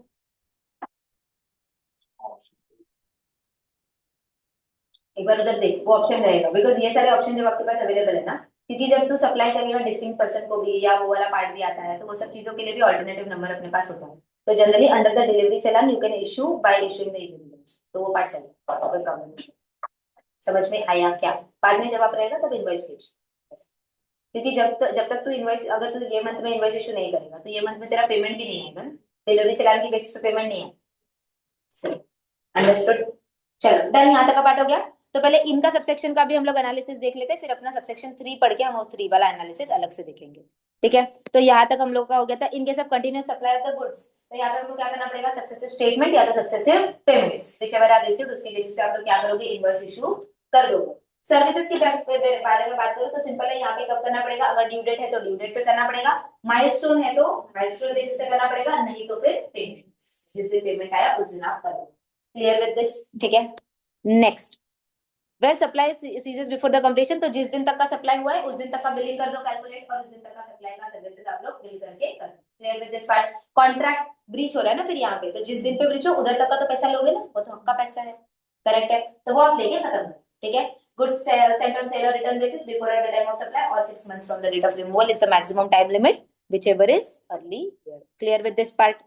Goods on goods which are taken on supply or approval basis can be moved what we say from the place of business of registered supplier to another place within the same state or the place outside India on a delivery challan. देख समझ में आ रहा है? ठीक है. Discuss subsequently in the chapter, वो तो जब डिलीवरी चलान का प्रोविजन आएगा तब भी हम लोग वापस डिस्कस करेंगे.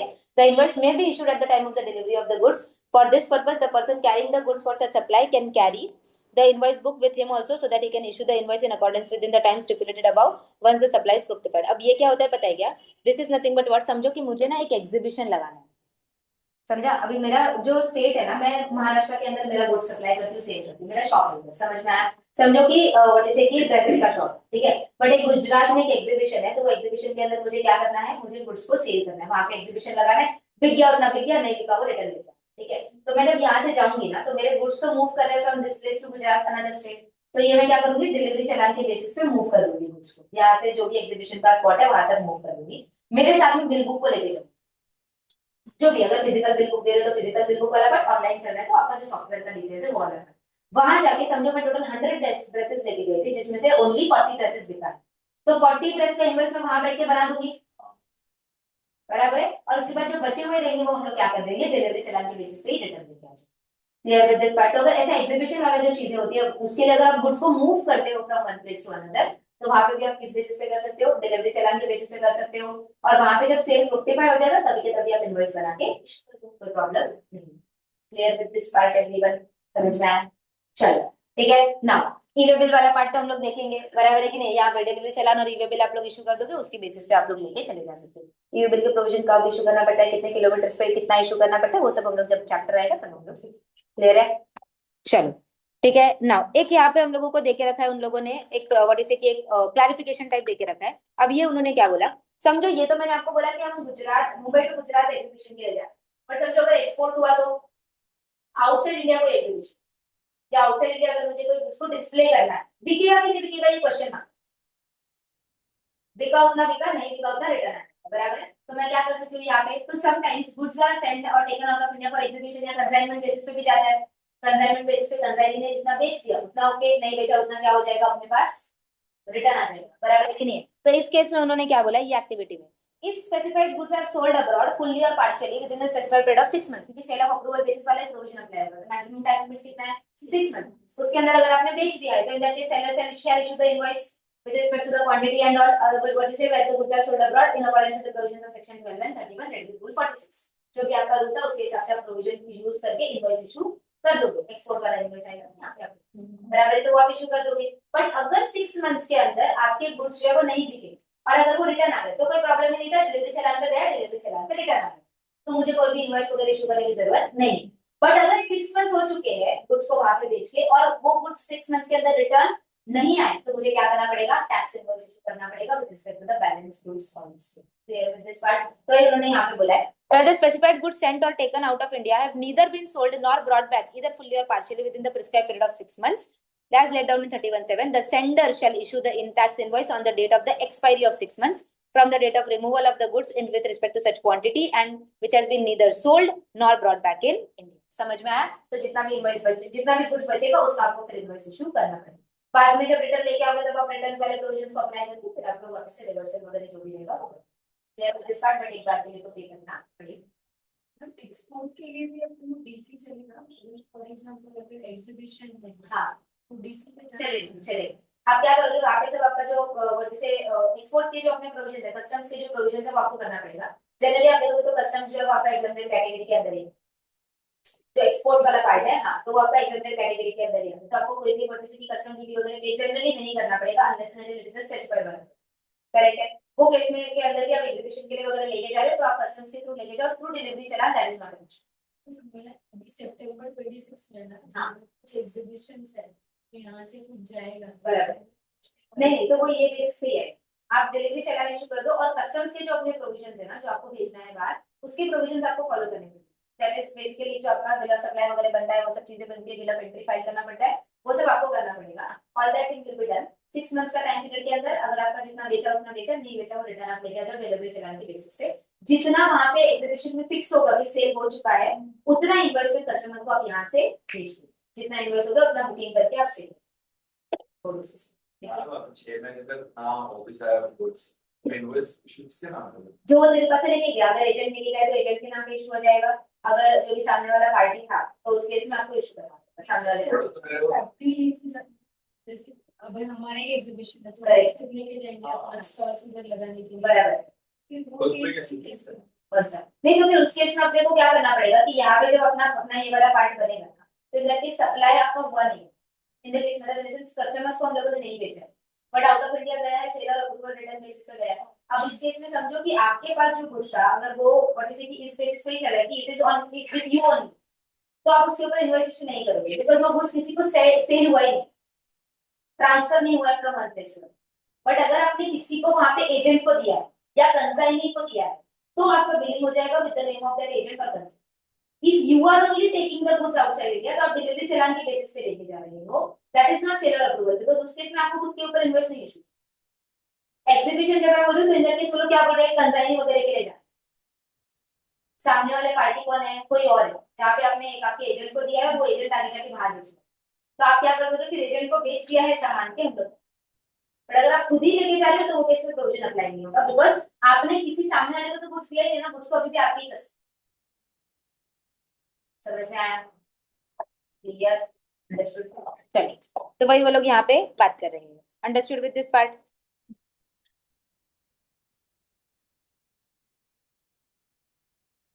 डन। चलो ये देखो, Mrs. ABC sent 100 unit of packet good out of India. The activity of merely sending or specified of the goods out of India is not a supply. बराबर है, अपना तो पार्ट नहीं आ जाता है। No tax invoice is required to be issued, but the specified goods shall be accompanied by a delivery check. Understood? तो अपन जब goods outside India भेजेंगे तो किसके साथ भेजेंगे? डिलीवरी चलान के साथ DO बिल वगैरह अटैच करके और जो भी आपके कस्टम्स के प्रोविजंस है वो आप फिल करके भेज। ठीक है? In case the entire quantity of the specified goods is brought back within the period of stipulated 6 months from the date of removal, no tax invoice will be required to be issued. Correct है?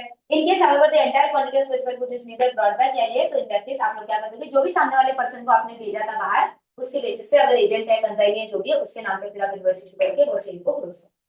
वो अगर return लेके आ जाता है 8 महीने बाद 9 महीने बाद तो फिर आप लोग गुड्स रिटर्न करके आप लोग कर लोगे उसके बेसिस पे फिर रिफंड वाले प्रोविजंस आपके। समझ में आया यहाँ तक का पार्ट? क्लियर है? ठीक है चलो सबसेक्शन 3 अपना अभी बचा हुआ है, उसको साइड में रखती हूँ, पहले ये वाला जो पार्ट है इतना खत्म कर लेते हैं, ठीक है।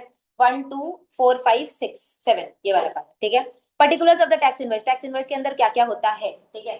सबसे पहला चीज, नेम ऑफ द कंपनी, बराबर है कि नहीं, अपना नाम रहेगा, अपना एड्रेस रहेगा, अपना जीएसटीएन रहेगा, सप्लायर का नेम एड्रेस एंड इनवॉइस जैसे कि अपना जीएसटीएन रहेगा, ठीक है। Second, consecutive serial numbers of not exceeding 16 characters, that is the invoice number जो अपना होता है। जनरली हम लोग क्या करते हैं, स्लैश स्लैश में भी देते हैं 2026 स्लैश INV स्लैश ऐसा करके अपन देते हैं, बराबर है कि नहीं।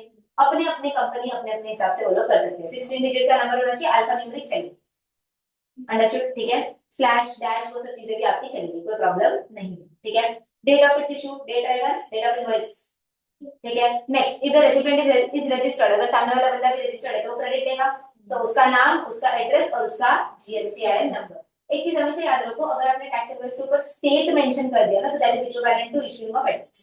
एड्रेस आपका आगे, क्योंकि हमको एक्चुअल एड्रेस से मतलब नहीं बनता, हमको स्टेट से मतलब बनता है for the purpose of GST का। चलो, प्लेस ऑफ सप्लाई अपना डिटरमाइन हो जाएगा विद रिस्पेक्ट टू स्टेट, तो अपने को कोई प्रॉब्लम नहीं है, ठीक है। नाउ रेसिपिएंट अगर अनरजिस्टर्ड है तो इन that case and the value of the supply is 50,000 और मोर, तो इन दैट केस अपने को क्या लगेगा, देखो अगर रेसिपिएंट रजिस्टर्ड है ना, तो भले वो 5 रुपए का भी इनवॉइस होगा ना, तो भी आपको उसका नाम एड्रेस और जीएसटीआईएन नंबर चाहिए, क्योंकि वो क्रेडिट 5 रुपए का भी है, बराबर है। बट अगर अनरजिस्टर्ड है ना, तो उस केस में ये वाला केस आ जाएगा। अगर अनरजिस्टर्ड है and the value of the supply is 50,000 rupees और मोर, तो बड़ा वैल्यू है, सिंगल इनवॉइस का वैल्यू 50,000 रुपीज से ज्यादा होना मतलब बड़ा अमाउंट हो गया ना, तो इन that case name and address of the recipient along with the address of delivery along with the name of the state and it's code, बराबर है, समझ में आया। अगर लेस देन 50,000 है तो अनरजिस्टर्ड रेसिपिएंट में still give the aforesaid details, मतलब 50,000 से कम है और अगर रजिस्टर्ड पर्सन नहीं है तो वो अगर हम लोग इनवॉइस इशू, अगर इनवॉइस के टाइम पे डिटेल्स नहीं भी देते तो भी चल जाता है, कोई प्रॉब्लम नहीं। फॉर एग्जाम्पल अगर मैं क्रोमा में जाके, फॉर एग्जाम्पल अगर एक एसी खरीदूं, एक टीवी खरीदूं, फ्रिज खरीदूं और सारा का सारा इनवॉइस वैल्यू जो है वो 60-70,000 रुपीज का मेरा बिल बन गया, 70,000 रुपए का बिल बन गया, करेक्ट है। अब सबसे पहले चीज वो घर पे डिलीवरी करेगा तो डिलीवरी एड्रेस तो मुझसे लेगा, I am N unregistered person, मेरा मेरा जो जीएसटी पेबल है वो कहीं पे तो यूज होने वाला नहीं है, तो इन दैट केस अगर मैं उनको मेरा वर्टिस की बाकी का डिटेल्स नहीं भी देती हूँ, नेम नहीं देती हूँ या एड्रेस नहीं देती हूँ, with respect to billing address वगैरह नहीं देती हूँ, तो भी चल जाएगा, कोई प्रॉब्लम नहीं है, बराबर। 50,000 के ऊपर है तो देना पड़ेगा, 50,000 के अंदर रहेगा तो देने की जरूरत नहीं है, अंडरस्टूड। सिर्फ एसी लेने जाती हूँ, सॉरी सिर्फ टीवी लेने जाती हूँ तो 20,000 रुपए का टीवी है, तो इन दैट केस अगर मैं उनको मेरा नाम नहीं भी देती हूँ तो भी चलेगा, अगर मैं एड्रेस नहीं भी देती हूँ तो भी चलेगा, मैं बोलती हूँ मैं टीवी इधर से खुद उठा के लेके जाऊंगी रिक्शा पे, तुमको डिलीवरी एड्रेस नहीं देना है तो भी चलेगा क्या, यस इट इज ओके, कोई प्रॉब्लम, अंडरस्टूड, समझ में आया, क्लियर है। बट वही जगह पे अगर आप डिलीवरी करा रहे हो 50,000 से ऊपर का अमाउंट है तो इन दैट केस आपको डिटेल्स देना पड़ेगा, clear with this part. Next, अगर आपका ऑनलाइन मनी गेमिंग सर्विसेज है या तो फिर अगर ईसीओ प्रोवाइड कर रहा है या ओआईडीआर सर्विसेज है, मतलब ऑनलाइन वाले अपने services, online access and database retrieval services, Netflix, Hotstar, ये सब चीजें ओआईडीआर सर्विसेज के अंदर है, ठीक है। एंड ईसीओ तो अपना ओला उबर सबको पता ही है ना, ठीक है। इस केस में अपने को क्या करना पड़ेगा, to the recipient is unregistered irrespective of the value of the supply, a tax invoice issued by the registered person shall contain the name of the state of the recipient. Why? Because these are electronic services, तो ये interstate supply है कि intrastate supply है वो bifurcate करना जरूरी है। Goods के केस में क्या होता है, जनरली आप जाते हो सामने सामने तो वो हो जाता है, मतलब पता चल जाता है कि कहाँ पे है क्या है, बराबर है। बट अगर ये ऑनलाइन सर्विसेज जो भी है या ईसीओ की सर्विसेज जो भी है तो कहाँ से भी ले जा सकते हैं। फॉर एग्जाम्पल अगर मेरे पास ओला रजिस्टर्ड है, मैं हूँ रेसिपिएंट महाराष्ट्र की, बट अगर मैं गुजरात घूमने गई तो मैं वहां पे सर्विसेज भी अवेल कर सकती हूँ, बराबर है। अगर मैं नेटफ्लिक्स यूज करूँ, समझो कि मेरे पास नेटफ्लिक्स का सब्सक्रिप्शन खत्म हो गया था, मैं गई यहाँ से राजस्थान और मुझे याद है कि अरे सब्सक्रिप्शन खत्म हो गया, तो वहां बैठ के रिचार्ज मार, तो इन दैट केस जब भी आप लोग करोगे तो उस केस में इनवॉइस के ऊपर क्या होना चाहिए, आप लोगों का एड्रेस होना चाहिए, clear with this part everyone, समझ में आया। अब इस केस में जनरली क्या होता है कि वो लोग देखते नहीं कि हम कहाँ से पेमेंट करेंगे, वो लोग ये देखते हैं अपना रजिस्टर्ड एड्रेस, क्योंकि हम लोग जब भी लॉगिन क्रिएट करते हैं वहां पे एटलीस्ट आप बेसिक एड्रेस तो डाल देते हो, या तो एटलीस्ट स्टेट और वो कोड वो लोग पूछते हैं, मतलब स्टेट और आपका जो व्हाट इज सिटी है वो पूछ लेते हैं, तो उतना पार्ट उनके बिलिंग के लिए क्या हो जाता है, समझ, करेक्ट है, ठीक है। तो वो डालना पड़ेगा। Next HSN codes for goods and services डालना पड़ेगा ना, कितना डालना है क्या डालना है उसके ऊपर भी अपनी लिमिट है वो देखेंगे हम लोग, clear with this part. But HSN classification harmonised system of nomenclature जो अपना है वो डालना पड़ेगा, ठीक है। नेक्स्ट अगर हम लोग पार्ट करते हैं तो description of the goods and services, जो जो बेचा है उसका लिस्ट आएगा ना, नाम आएगा, क्वांटिटी, अमाउंट जो भी है वो सब चीजें आ जाएगी आप लोगों की, ठीक है। Then description of goods and services, quantity and unique quantity code, मतलब क्या, केजी, लीटर्स, वो डालना पड़ेगा। फॉर एग्जांपल ऑयल जो है वो केजी में भी कभी कभी मेजर होता है, लीटर्स में भी मेजर होता है, तो आप क्या हो कौन सा यूनिट ऑफ मेजरमेंट यूज करें वो आपको डालना है, केजी में है कि यूनिट्स में है कि लीटर्स में है कि क्या, समझ में आया, ठीक है। Next total value of the supply of the goods and services, value of supply आ जाएगा। Taxable value of the supply, total value and taxable value can be different. Yes, discounts वगैरह एडजस्ट करोगे, ये सब चीजें करोगे तो दोनों डिफरेंट हो सकता है, तो इसी के लिए दोनों डिफरेंट देके रखा है। ठीक है, then CGST, SGST, UTGST, IGST जो भी एप्लीकेबल हो रहा है अलग अलग दिखना चाहिए सब। कमेंट चलेगा क्या? नहीं चलता है। सेस अगर रहेगा तो सेस भी अलग से आपको दिखाना पड़ेगा। Amount of the tax charge in respect of the taxable goods, जो भी आपका है वो आ जाएगा, रेट आ जाएगा, अमाउंट आ जाएगा। तो जनरली हम वही लिखते हैं सीजीएसटी एट द रेट 9%, तो आ गया, फिर आ गया अमाउंट। करेक्ट है। चलो, place of supply along with the name of the state in case of the course of interstate trade off commerce, अगर इंटरस्टेट सप्लाई है तो आपको प्लेस ऑफ सप्लाई भी देना पड़ेगा। बराबर है। Address of delivery where the same is different from the place of supply, अगर प्लेस ऑफ सप्लाई अलग है और एड्रेस अलग है तो इन दैट केस अलग अलग देना पड़ेगा ना। करेक्ट है ना। चलो, सिग्नेचर और डिजिटल सिग्नेचर, अगर जो भी आप लोगों का है, अगर फिजिकल इनवॉइस इशू करें तो फिजिकल सिग्नेचर दे दोगे, ई इनवॉइस इशू करें तो डिजिटल सिग्नेचर भी आप लोग यूज कर सकते हो। Clear with this part. अब इसमें क्विक रिस्पांस कोड और आईआरएन नंबर का जो पार्ट है वो हम लोग नीचे जब डिस्कस करेंगे, नोट्स में आएगा तब बताती हूँ कि क्यूआर व्हाट इज, कि अपना क्विक रिस्पांस कोड क्या होता है और आपका आईआरआर का फैसिलिटी, आईआरआर का फैसिलिटी जो है वो भी हम लोग डिस्कस करेंगे। Clear with this. Number of HSN code, HSN code सबको पता है क्या होता है, बराबर है ना। तो इट डिपेंड्स कि आपका what is the turnover criteria and all, जिसके बेसिस पे हम डिसाइड करते हैं कितना एचएसएन कोड आप लोगों को डिस्प्ले करना पड़ेगा। ठीक है। अच्छा, एचएसएन कोड को रीड कैसे करना है, ये हमने कस्टम्स में पढ़ा था, टैरिफ वाला, कैसे रीड होगा, चार्टर रीडिंग, सब रीडिंग याद है, वैसे रीड होगा। तो वही 2 लेटर 4 लेटर, जितना अंदर अंदर जाओगे उतना स्पेसिफिकेशन हो जाता है, और जितना ओवरऑल लेवल पे रहते हैं तो वो ओवरऑल लेवल पे चलता है। जैसे फुटवेयर, तो फुटवेयर पूरा जनरल लेवल पे, अगर उसमें लेदर फुटवेयर, प्लास्टिक फुटवेयर जैसे अलग अलग हो सकता है ना। तो अगर मुझे से बोला फुटवेयर को एचएसएन कोड दिखाना तो इजी हो जाएगा मेरे लिए, क्योंकि मैं कुछ भी बेचू सब उसके अंदर आ सकता। बट अगर मुझे बोला कि आगे वाला भी बताना है तो इनका केस अलग अलग हो सकता है, तो प्रॉब्लमेटिक हो सकता है। ठीक है, तो हमने क्या बोला, अगर आपका aggregate turnover preceding financial year का 5 करोड़ से कम है तो आपको B2B सप्लाई के लिए 4 डिजिट, B2C सप्लाई के लिए ऑप्शनल है, आपको दिखाना है तो दिखा सकते हो, नहीं भी दिखाया तो भी चलेगा, 4 डिजिट। समझ में आया? अंडरस्टूड। अगर आपका टर्नओवर 5 करोड़ से ज्यादा है तो इन दैट केस क्या करना पड़ेगा, B2B सप्लाई के लिए एंड B2C सप्लाई के लिए, दोनों के लिए कंपलसरी कितना है, 6। Clear with this part everyone, समझा? Next, manner of issuing the invoice, goods कभी भी ट्रिप्लिकेट में होगा और आपका जो सर्विसेज है वो हमेशा डुप्लीकेट में होगा। गुड्स डुप्लीकेट में क्योंकि ट्रांसपोर्टर है, तो ट्रांसपोर्टर के लिए जो सेकंड कॉपी रहेगा वो उसके पास। करेक्ट है। ओरिजिनल कॉपी हमेशा रेसिपिएंट के पास जाता है, और जो 2 डुप्लीकेट है, 1 डुप्लीकेट है, वो सप्लायर के पास रहेगा, तो सप्लायर एंड ट्रांसपोर्टर के पास है। Clear with this part everyone? ठीक है। The serial number on the invoices issued during the tax period shall be furnished electronically in GSTR 1 और 1A। 1 अपना नॉर्मल जाता है, और अगर अमेंडमेंट करते हैं तो किसमें जाता है, 1A में जाता है। वो रिटर्न्स का चैप्टर आएगा तभी और अपन डिटेल में भी बात करेंगे। ठीक है। अब यहाँ पे invoice in case of export of the goods and services, third proviso to rule 46 क्या बोलता है, देखो। In case of the export of the goods or services, the invoice shall carry an endorsement. Supply meant for export or supply to SEZ unit या supply to SEZ developer for authorized operations on payment of IGST. देखो, supply 2 type का होता है, और जैसे export supply जो ना आपका 2 टाइप का होगा, एक या तो आप जीएसटी पे करो या तो एक एग्जाम, बराबर है। तो जब भी एक्सपोर्ट इनवॉइस बनता है तो उसके ऊपर स्टैम्प जाता है, या तो फिर यहाँ पे रहेगा on payment of integrated tax, अगर आप आईजीएसटी पे कर रहे हो, क्योंकि एक्सपोर्ट में हमेशा क्या लगता है, आईजीएसटी कंपलसरी।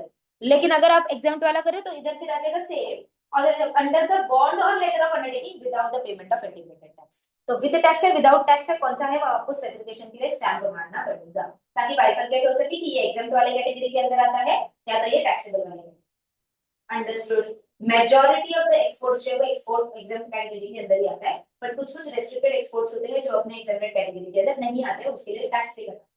तो जो भी है, आपको जब इनवॉइस इशू करेंगे तो उसके ऊपर या तो स्टैम्प मार दो या तो ये लाइन सी, सो दैट वो बेटर वे में आ जाएगा, सामने वाले को भी समझ में आ जाए कि जनरली अपना आइडियोलॉजी रहता है कि एक्सपोर्ट है तो एग्जाम्प्ट, बट क्लैरिटी के लिए आपकी line clear with this part? Yes. लेकिन इसमें जो एग्जाम कैटेगरी है, लेकिन फिर भी अगर हम जीएसटी पे करते हैं अलाउड ही नहीं है, कैसे रिफंड बाद में क्लेम कर सकते हैं। पर अगर देखो जीएसटी एग्जेम्प्टेड है तो फिर how can you what you से क्लेम, एक्सपोर्ट का बात करिए, इम्पोर्ट।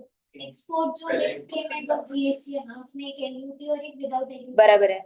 तो फिर बोलते हैं कि अगर विदाउट एलयूटी अगर आप सेल कर रहे हो और जीएसटी मतलब नॉर्मल केस में देखे तो एग्जेम्प्ट है, बट विदाउट एलयूटी है तो आपको टैक्स तो पे करना पड़ेगा, बराबर है। उसके बाद में रिफंड क्लेम कर सकते हैं। हाँ, तो एक्सपोर्ट के केसेस जैसे अपन एसईजेड का बात कर रहे हैं या एसईजेड डेवलपर का भी बात करते हैं, तो वो केसेस में भी ऐसे ही रहता है ना कि अगर आप टैक्स पे करते हो तो बाद में सामने वाला बंदा रिफंड क्लेम करेगा ना उसका।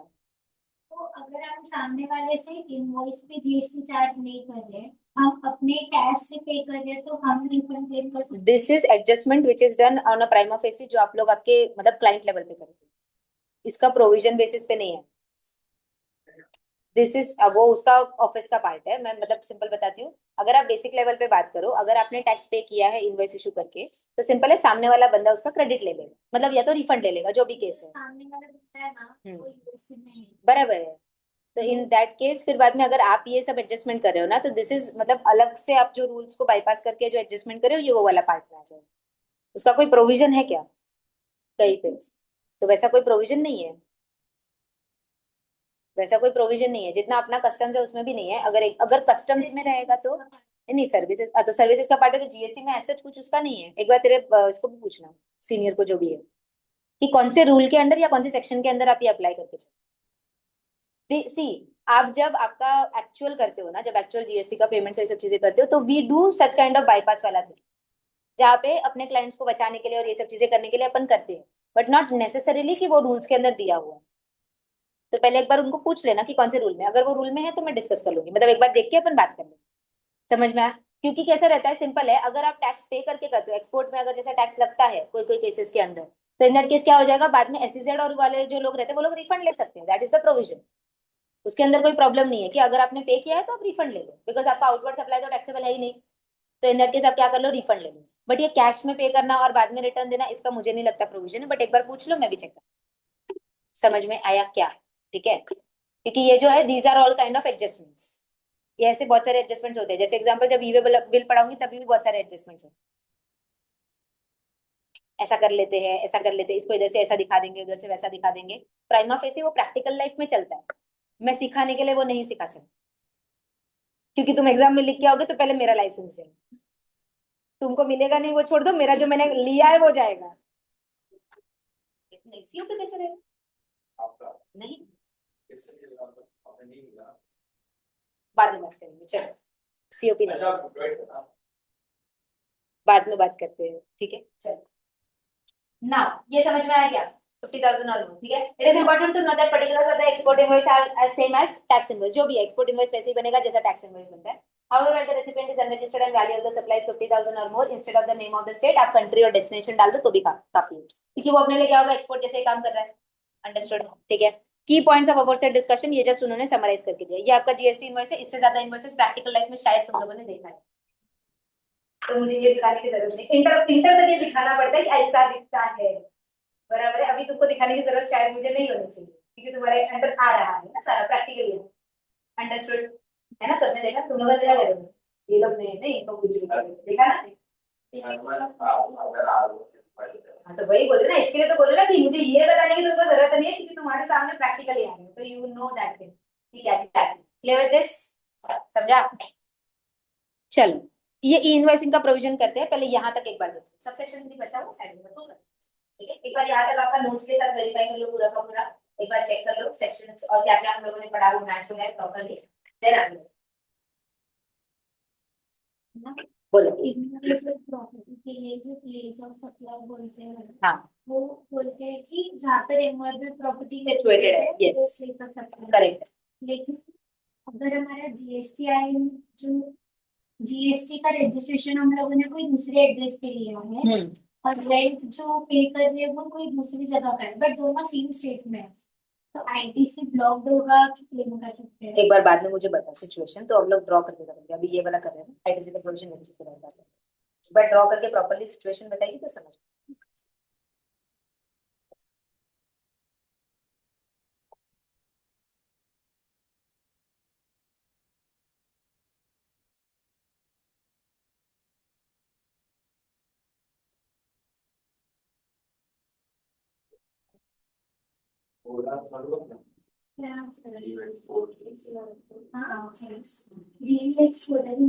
मैम ने तो बोल दिया ना कि वो एक्सपोर्ट माना जाएगा। मैंने पापा को बोला ऑफिस से पूछ लेना, पापा ने भी बोला डीम्ड एक्सपोर्ट माना जाएगा, बस मैंने बोला कि एक बार आप डॉक्यूमेंट्स लेकर आओ, लिखा नहीं है ना इसमें।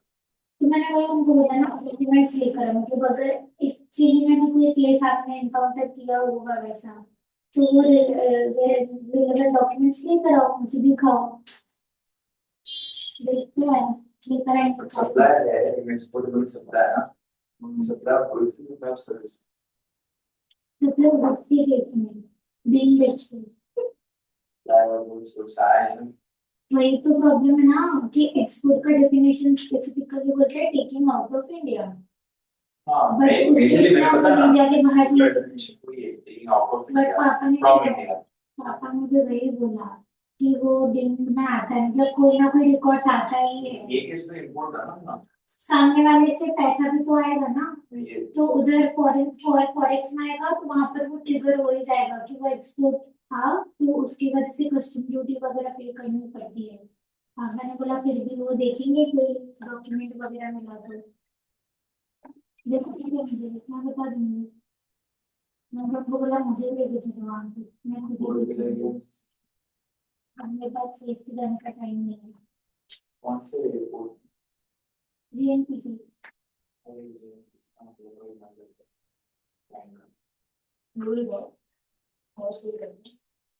हाँ दूर तो है, मतलब घाटों पर उतरते हैं कभी कभार, फिर सीएसटी से उतर के जाते हैं, अलग अलग जगह पे जाते हैं, कभी एयरपोर्ट जाते हैं, कभी कार्गो में जाते हैं। उनका शिफ्ट चेंज होते रहता है ना कि कोई ऑफिसर नहीं है तो उनको दूसरे ऑफिसर का प्रॉक्सी वो जाना पड़ता है, क्योंकि कोर्ट को विदाउट ऑफिसर नहीं छोड़ सकते। हाँ, नहीं तो करके तो नहीं, तुम लोग को बोलने में बहुत आसानी लगती है ये सारी चीजें।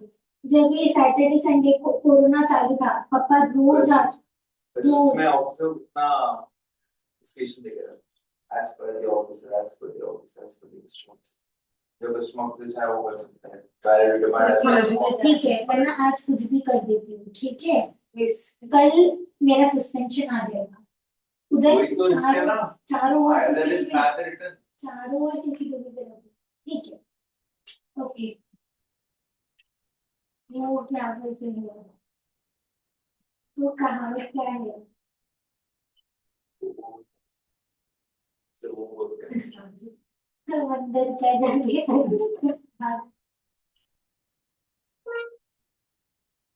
फिर तो ऐसे तो लोग सीए प्रोफेशन का भी मजाक उड़ाते हैं कि कितना पैसा खाते हैं, बट उसमें सीए डिग्री पाने के लिए कितना मेहनत करना पड़ता है वो तो तुम तो क्या देखो। बोल रहे थे, अपने सर पे बोल क्या रहे थे खाते पैसे मैं मेरे सर को बोलती तो हूँ, मैंने अभी तक नहीं बोला। अच्छी बोलती है तरह बोल मेरे क्लाइंट आते हैं कैश में लगाते हैं वैसे सर वो तो थोड़ा वो, अरे तू वो लोग क्या आपने लेवल थोड़ा बहुत ही कर रहे हैं वो क्या लेवल लोग टैक्स प्लानिंग करते हैं ना, उसमें कोई इन्वॉल्व भी नहीं करते, वो मेरा सीसी पे से नाम निकाल देते हैं कि ये छोटी है।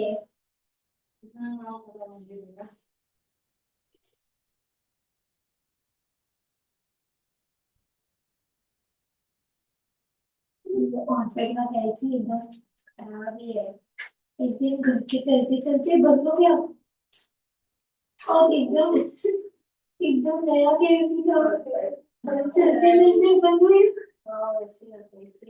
मैं वापस नहीं लूंगी ऑर्बिट का, मेरे पास मस्त एक्सपीरियंस पड़ी थी। ये लास्ट कैसे पड़ा है, बाकी के दो भी अच्छे खासे नए ही थे।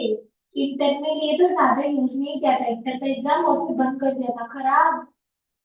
तो 3 बार कैसे लेने पड़े इतने इस्तेमाल किए हैं। नहीं, मैं हर एग्जाम में इसका तो इधर सामने ऐसे फर्स्ट बेंच पे बैठी थी, मैं जैसे दबा रही हूँ निकालो। अच्छा वो एक्स्ट्रा कैंची था उसके साथ, वो भी एकदम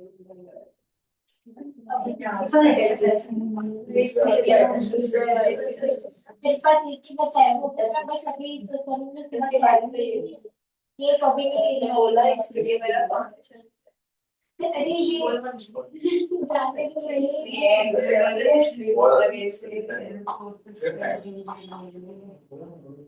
मैं सबसे पहला कैंची और पेट का वो अब तक चल रहा है। कौन से हाँ नया वाला बंद हुआ था वो अब तक जो भी था ना वो अब तक चल रहा है। अरे मेरे साथ क्या होता है, नया नया पैसे देना था, वो 10 दिन में बंद हो गया, और तो वारंटी सब कुछ इनवॉइस वगैरह पड़ा था, काफी देर है तो रिप्लेस करके दिया। कॉर्पोरेट का भी नहीं चल रहा है, जल्दी खत्म। मेरा दूसरा वाला चल रहा है, मतलब सोचिए 3-4 साल हो गया तक चल रहा है। इससे ज्यादा अच्छा था मेरा खुद ही नया तेरे अकाउंट हाँ, में 20,000 नजर क्रेडिट क्या दिख रही है, नजर वो कब से लगा आ रही है? मेरे पे क्या बीत रही है क्या। मैं वही बोल रही हूँ ना, बंदर क्या जाने है धूप में सारे। जाने के चल अरे कॉफी से उठा लेना है क्या चलता है क्या बेटा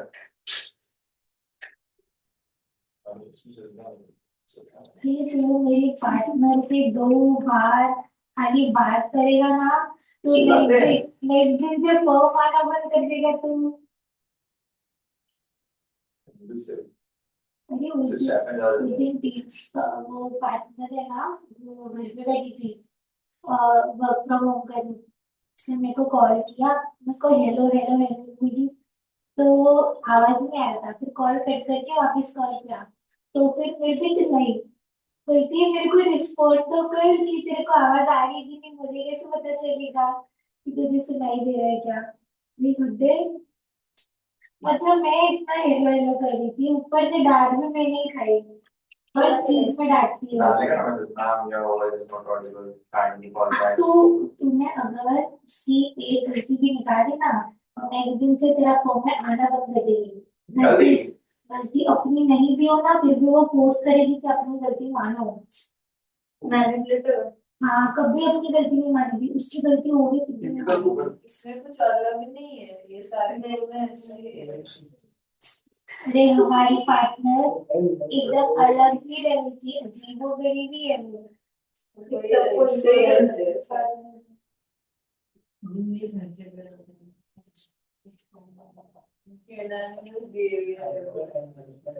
लगता है ऐसा लगता है कि सीए बनने के बाद सबको वो बिहेवियर इन्वॉल्व हो जाता है, वो आ जाता है।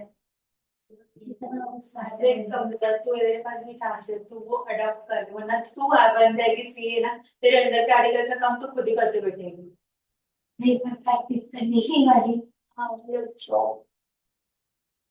काम करवाना सीख ले, वैसा कहना। मेरे पास बहुत काम आ गया था, एक लड़का नया नया ज्वाइन हुआ था, सीए था, ईवाई से आया था, मैंने उसको उस दिन से ही काम दे दिया, मैंने बोला कर तू बैठ के। चल काम का मैं वो सीखना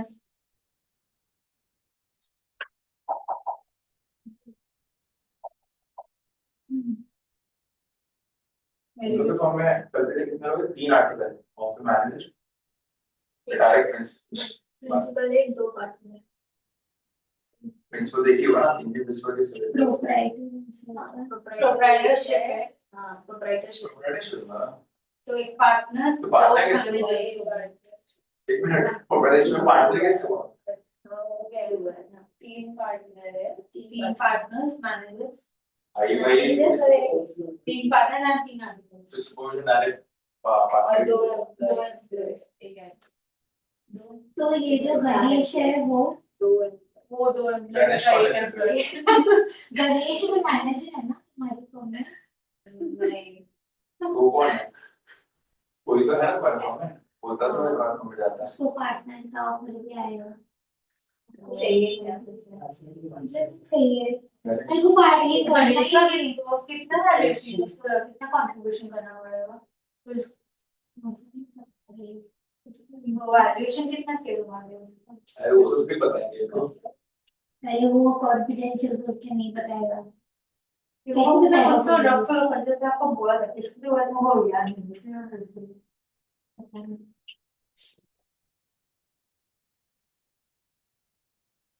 तो टोटल कितने हो गए तुम्हारे फॉर्म में? हो गए ना 8 जन हो गए, 8 9 और 3 बस। तीन तो कौन ये नहीं जो हुआ? तुम बता रहे हो वो कल्याण का ना, तो घाटकोपर में और भी लोग होंगे। इंक्लूडिंग पार्टनर्स 12 और विदर्भ 9। तो घाटकोपर में और भी होंगे ना, यहाँ कल्याण। अब तक हायर नहीं किया है वहाँ पे। अभी भी चल रहा है ऑफिस हाँ, अभी ये मेरे टाइम का रिजल्ट आएगा ना, उसके बाद आर्टिकल चलेगा। तो स्टार्टिंग कितना? आया तो बने साढ़े अभी इधर जितना है उतना ही रहेगा, मैं इधर भी सबको पता सब कुछ करने लगा। सर हमारा समय नहीं, कहने वो के लिए तो अलग ही है, वो 6,000 देता था पहले, अभी बढ़ाया है ना। ठीक है ना अभी बढ़ाया है। अभी 7,500 आया था। साढ़े पहले सात 6,000 मैं जब भी आई थी हाँ, इंटरव्यू के लिए मुझे तो 6,000 6,000 बोला था। खाने में कौन है? मैं जब खाने में मैं इंटरव्यू देने के लिए गई थी तब मेरे को 8 दिया था हाँ। तो बेटर है। मेरे को देश तुझे ट्रैवलिंग कॉस्ट भी पड़ जाएगा मतलब खाने मतलब खत्म भाई। अभी खाने के मतलब आप फूलों का भी खाए ग्रीन चटनी की नहीं बट फिर भी खाने सबसे ज्यादा फिर बोलूँ आधे से ज्यादा। बट अभी मतलब मैं जो उधर drinks कुछ की करना नहीं facility पड़ता, है अपने ना, आप उसका उससे भाव नाश्ता आती है ट्रेन में लेके जाती लेके है। चलते बहुत वो डब्बे वाली उतर जाएगी। ladies वाली उतरने की Ladies. भी साउथ एक्सप्रेशन लेडीज जब हम सब लेके जाती है लेडीज लेडीज लेडीज वाले का मस्त है। मेरे वही डब्बे में बैठता हूँ, मैं बाजू में लेडीज वाला डब्बा ऐसा चिपचिप चालू रहता है, वही बाल पकड़ के सारे अपने तो बोल रहे हैं। अरे टक गए उसके बाद और के बाद झगड़ा करते हैं खुद। तुम्हारा आधी चिल जाएगी। वही उस दिन लेकिन first बस class एक लड़ाई नहीं देखा मैंने अपने ट्रेन लेडीज वाले बस मोबाइल में मेरी देखा है, बस फर्स्ट क्लास सारे। में ऐसा हुआ, एक दूसरे के बाहर खींच के रुका दिया, उसको चढ़ी नहीं दिया। मुंब्रा स्टेशन पे भाई खतरनाक हुआ था। ट्रेन मैं को अभी रुकवाया। मैं जेंट्स डब्बे में चढ़ती हाँ वो लेडीज का अलग ही है। कोई अगर उधर खड़ा रहेगा और इधर बैठी ना तो बोली कि मैं बोला बैठूंगी तो वही बैठेगी, अगर बैठ गया तो वो अलग हाँ अरे भाई उन्हें बीच में भी नॉर्मल बैठी तो थाने में लोग उठते के लिए मिल जाते मिल जाते हैं सब बोलने की नहीं जरूरत बोलने की कोई भी जरूरत बैठ हाँ बट मेरे टाइम पे तो मुझे बहुत सदा भी रहते हैं साथ में लोग बहुत सारे लेडीज सब बात में खाना जाते पड़े पड़े। हाँ, मैं अब तक जितना जाके आई हूँ तब मैं तक कोई दोस्त है कितना तरह के हैं, बहुत बार जाती है। वही दिन। नहीं बहुत बार सब 10 उंगलियों को गिन सकते हैं किससे कम तो क्या होता है ना रश में ज्यादा ही है बड़बड़ हो गया क्या तुम लोग ये चल रहा है हो गया डाउट है कुछ हमारी लाइफ में डाउट सब बड़ा है। हाँ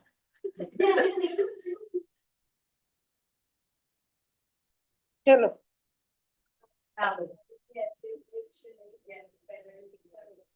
Penalty है ना, it can go up to 50,000 ओ, कोई नहीं है। जनरली वाला जो अपना है वो वाला फैसिलिटी बन गई अरे बच्चे से यार। रिटर्न से करेंगे मुझे लगा अगर रिवाइज फाइलिंग नहीं हुआ तो रिटर्न फाइल नहीं उस मंथ में रिटर्न फाइल नहीं करेंगे तो जब तो रिटर्न फाइल करेगी तभी तुम बाहर का पेमेंट करेगी फिर इस दिवाली ये जाएगा तो इंदर किसी बट पोर्टल में ना इंटरेस्ट दिखाता नहीं, सो मैंने अप्रैल मंथ का है ना, मैं अगर अप्रैल मंथ का अगस्त में भी इन्वर्स डालूं तो इंटरेस्ट दिखाता नहीं। हाँ तो देखो सेल्फ करके करना पड़ता है ना फिर उसके बाद नहीं इंटरेस्ट ऑर्डर कॉपी भी आता पंजा नहीं अभी बच्चों कुछ कुछ जगह पे ऑटो कंप्लीट है कुछ कुछ जगह पे अभी भी जो है ना वो आपको सेल्फ करना पड़ता है अगर तुम नहीं डिक्लेयर करते तो इन दैट केस अभी तो नहीं होगा बट अगर जब भी फाइल खुलेगा या जब वो ऑडिट करेगा जीएसटी ऑडिट वगैरह कैरी आउट होगा तो उस चीजों में फिर वो चीजें आ जाएंगी ईयरली जो अपना पार्ट है छोटे छोटे क्लाइंट्स का तो चलो कोई प्रॉब्लम नहीं है और बड़े बड़े क्लाइंट्स में जब आप लोग ऑडिट जीएसटी ऑडिट वगैरह कैरी आउट करोगे है। तो यस तो वहाँ पे फिर वो प्रॉब्लम नहीं होता है कि वो केस में भी अगर ऑडिटर तो देखेगा ही अगर ऑडिटर भी उस चीज में अगर नोटिफाई नहीं करता है तो इन that case also it will create a problem for him also कहीं ना कहीं आके प्रोविजंस फंसेंगे चलो आ जाए पैसे की देखना पड़ेगा फ्यूचर में तो इसी के लिए तो मैं वही बोल रही हूँ ना कि तुम लोग मुझे जो प्रोविजंस मतलब कभी कभी तुम लोग जो पूछते हो ना प्रैक्टिकल एस्पेक्ट रिलेटेड ऐसा बात करते हो ये तो उस चीजों पे मैं रेस्ट्रिक्ट हो जाती हूँ आंसर करने के लिए क्योंकि मैं आंसर कर दूंगी तो वो प्रॉब्लमेटिक हो जाएगा विद रिस्पेक्ट टू करिकुलम थोड़ा आपने देखा है अगर आपने आगे वो है नहीं मेरे आर्टिकलशिप में I was not in tax चीज जीएसटी नहीं डायरेक्ट टैक्स का पार्ट किया है मैंने, मतलब टैक्स ऑडिटर वो वाला पार्ट किया है बट इस केस में अगर आप देखोगे ना तो एक्चुअल प्रोविजंस जो होता है मैंने इसमें देखा था मतलब बैंक्स में जिसमें किया तो वो वाले पार्ट में this side of the table है क्लाइंट साइड ऐसा है तो इन दैट केस वो पार्ट में आ जाता है बट ऐसा है कि बहुत सारे प्रोविजंस में ऐसा होता है जहाँ पे आप लोग लूपहोल्स ढूंढ के उसको साइड में कर देते हो आप खुद भी करते हो आपका क्लाइंट भी करता है दोनों जगह से हाँ आपको टाइम था, आप क्लाइंट से आपको इनवॉइस क्या मतलब होता कौन सा वो टाइम के लिए था ना कि प्रोविजंस अभी अभी है है फिर भी बैंक को एग्जाम्प्टेड कौन सा हाँ तो उतना पार्ट Time नहीं पर। है उसमें नहीं उसमें मैं क्या बोल रही हूँ कि यहाँ पे जब आप लोग प्रोविजंस अप्लाई करते हैं ना तो बहुत सारा बाईपासिंग करते हैं तो उस केस में मैं वो बाईपासिंग नहीं सिखा सकती तुमको ये लगने पे अब क्योंकि तुम लोग उधर कहीं पे एक जगह पे भी इफेक्ट देके आ जाओगे ना बेटा तो वो अपने लिए प्रॉब्लम। समझ में आया?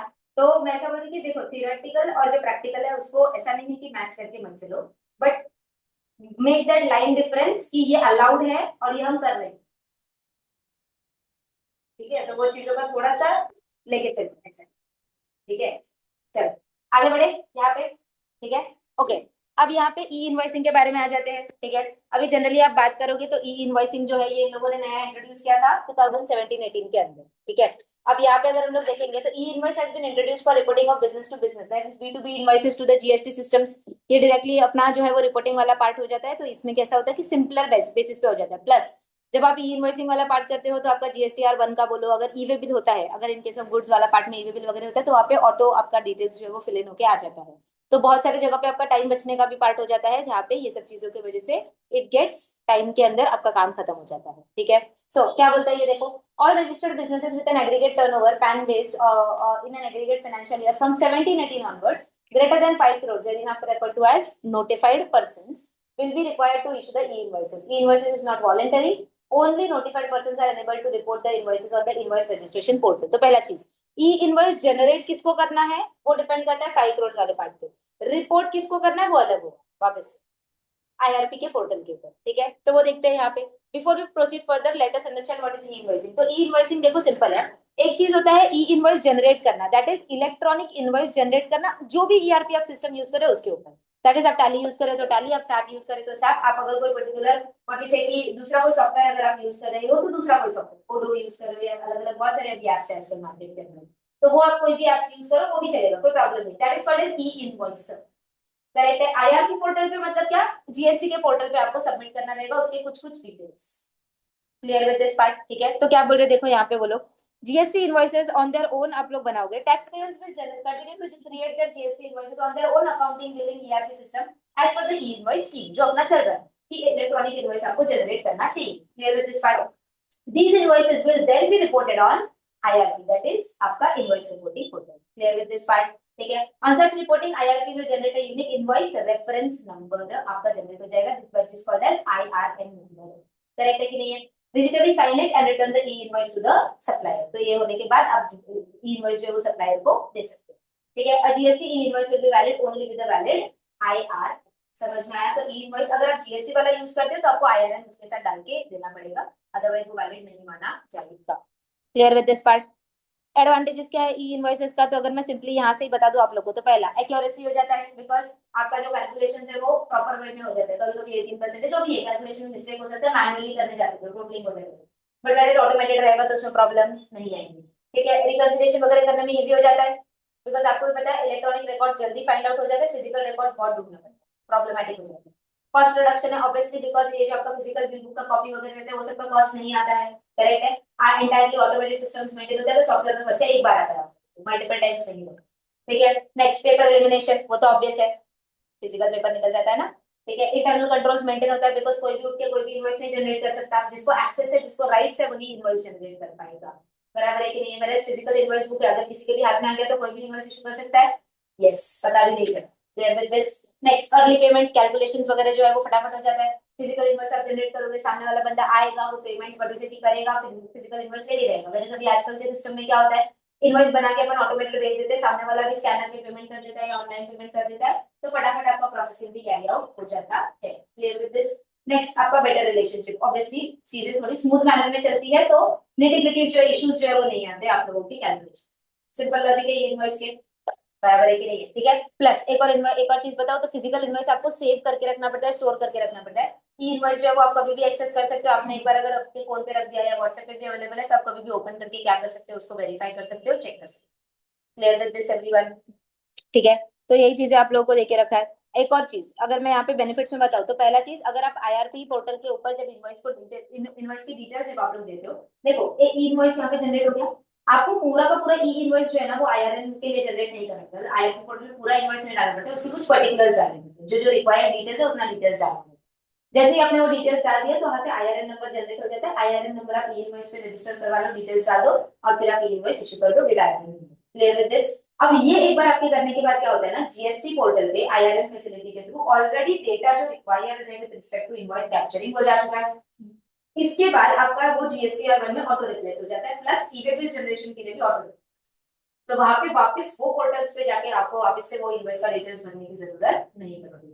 तो अगले टाइम सेव हो गया अपना, आप रेफरेंस नंबर डाल दोगे, आपको ई-वे बिल के अंदर सारा डिटेल्स प्रीफिल्ड जैसा हम लोग दिखता है वैसे प्रीफिल्ड वे में आ जाएगा। GSTR 1 में भी अगर आप देखोगे तो क्या कर देंगे, प्रीफिल्ड, हाँ तो वो प्रीफिल्ड अपना जो फाइल रहता है वो फाइल डाउनलोड हो जाता है, आप उसको डाल दोगे, कुछ चेंजेस वगैरह है तो GSTR 1 में चेंजेस होता है। एक और चीज, IRN में आप एक बार अपलोड करते हो तो वहां पे आप एडिट नहीं कर सकते उसके, एक बार अपलोड हो गया तो वो हो गया, उसके बाद जब GSTR 1 में आप उसका रिफ्लेक्शन करोगे तभी आप उसको एडिट करो, चाहिए तभी आप उसको एडिट कर सकते हो, अदरवाइज आप फिर वो कैंसिल करके नया इशू करो, बट आप उसको एडिट नहीं कर सकते, एडिट करने के लिए आपको ऑप्शन वहां पे अवेलेबल नहीं है। क्लियर विद दिस, ठीक है। अगर GSTR 1 में डायरेक्ट एडिट किया तो फिर प्रॉब्लम नहीं आएगा, मतलब कहाँ पे? कि अगर बाद में चल के डिपार्टमेंट ने देखा कि इनवॉइस में डिटेल्स कुछ अलग डाला है और GSTR 1 नहीं ना, तो वहां पे वो रीजंस पूछेंगे ना, आप जब एडिट करोगे तो उसके अंदर आप डॉक्यूमेंट्स तो मेंटेन करके चलोगे ना, कि कुछ ना कुछ इशू था या कोई भी जो ये चीजें थी तो आप उनको सबमिट कर दोगे, उसमें कोई प्रॉब्लम नहीं है, ठीक है।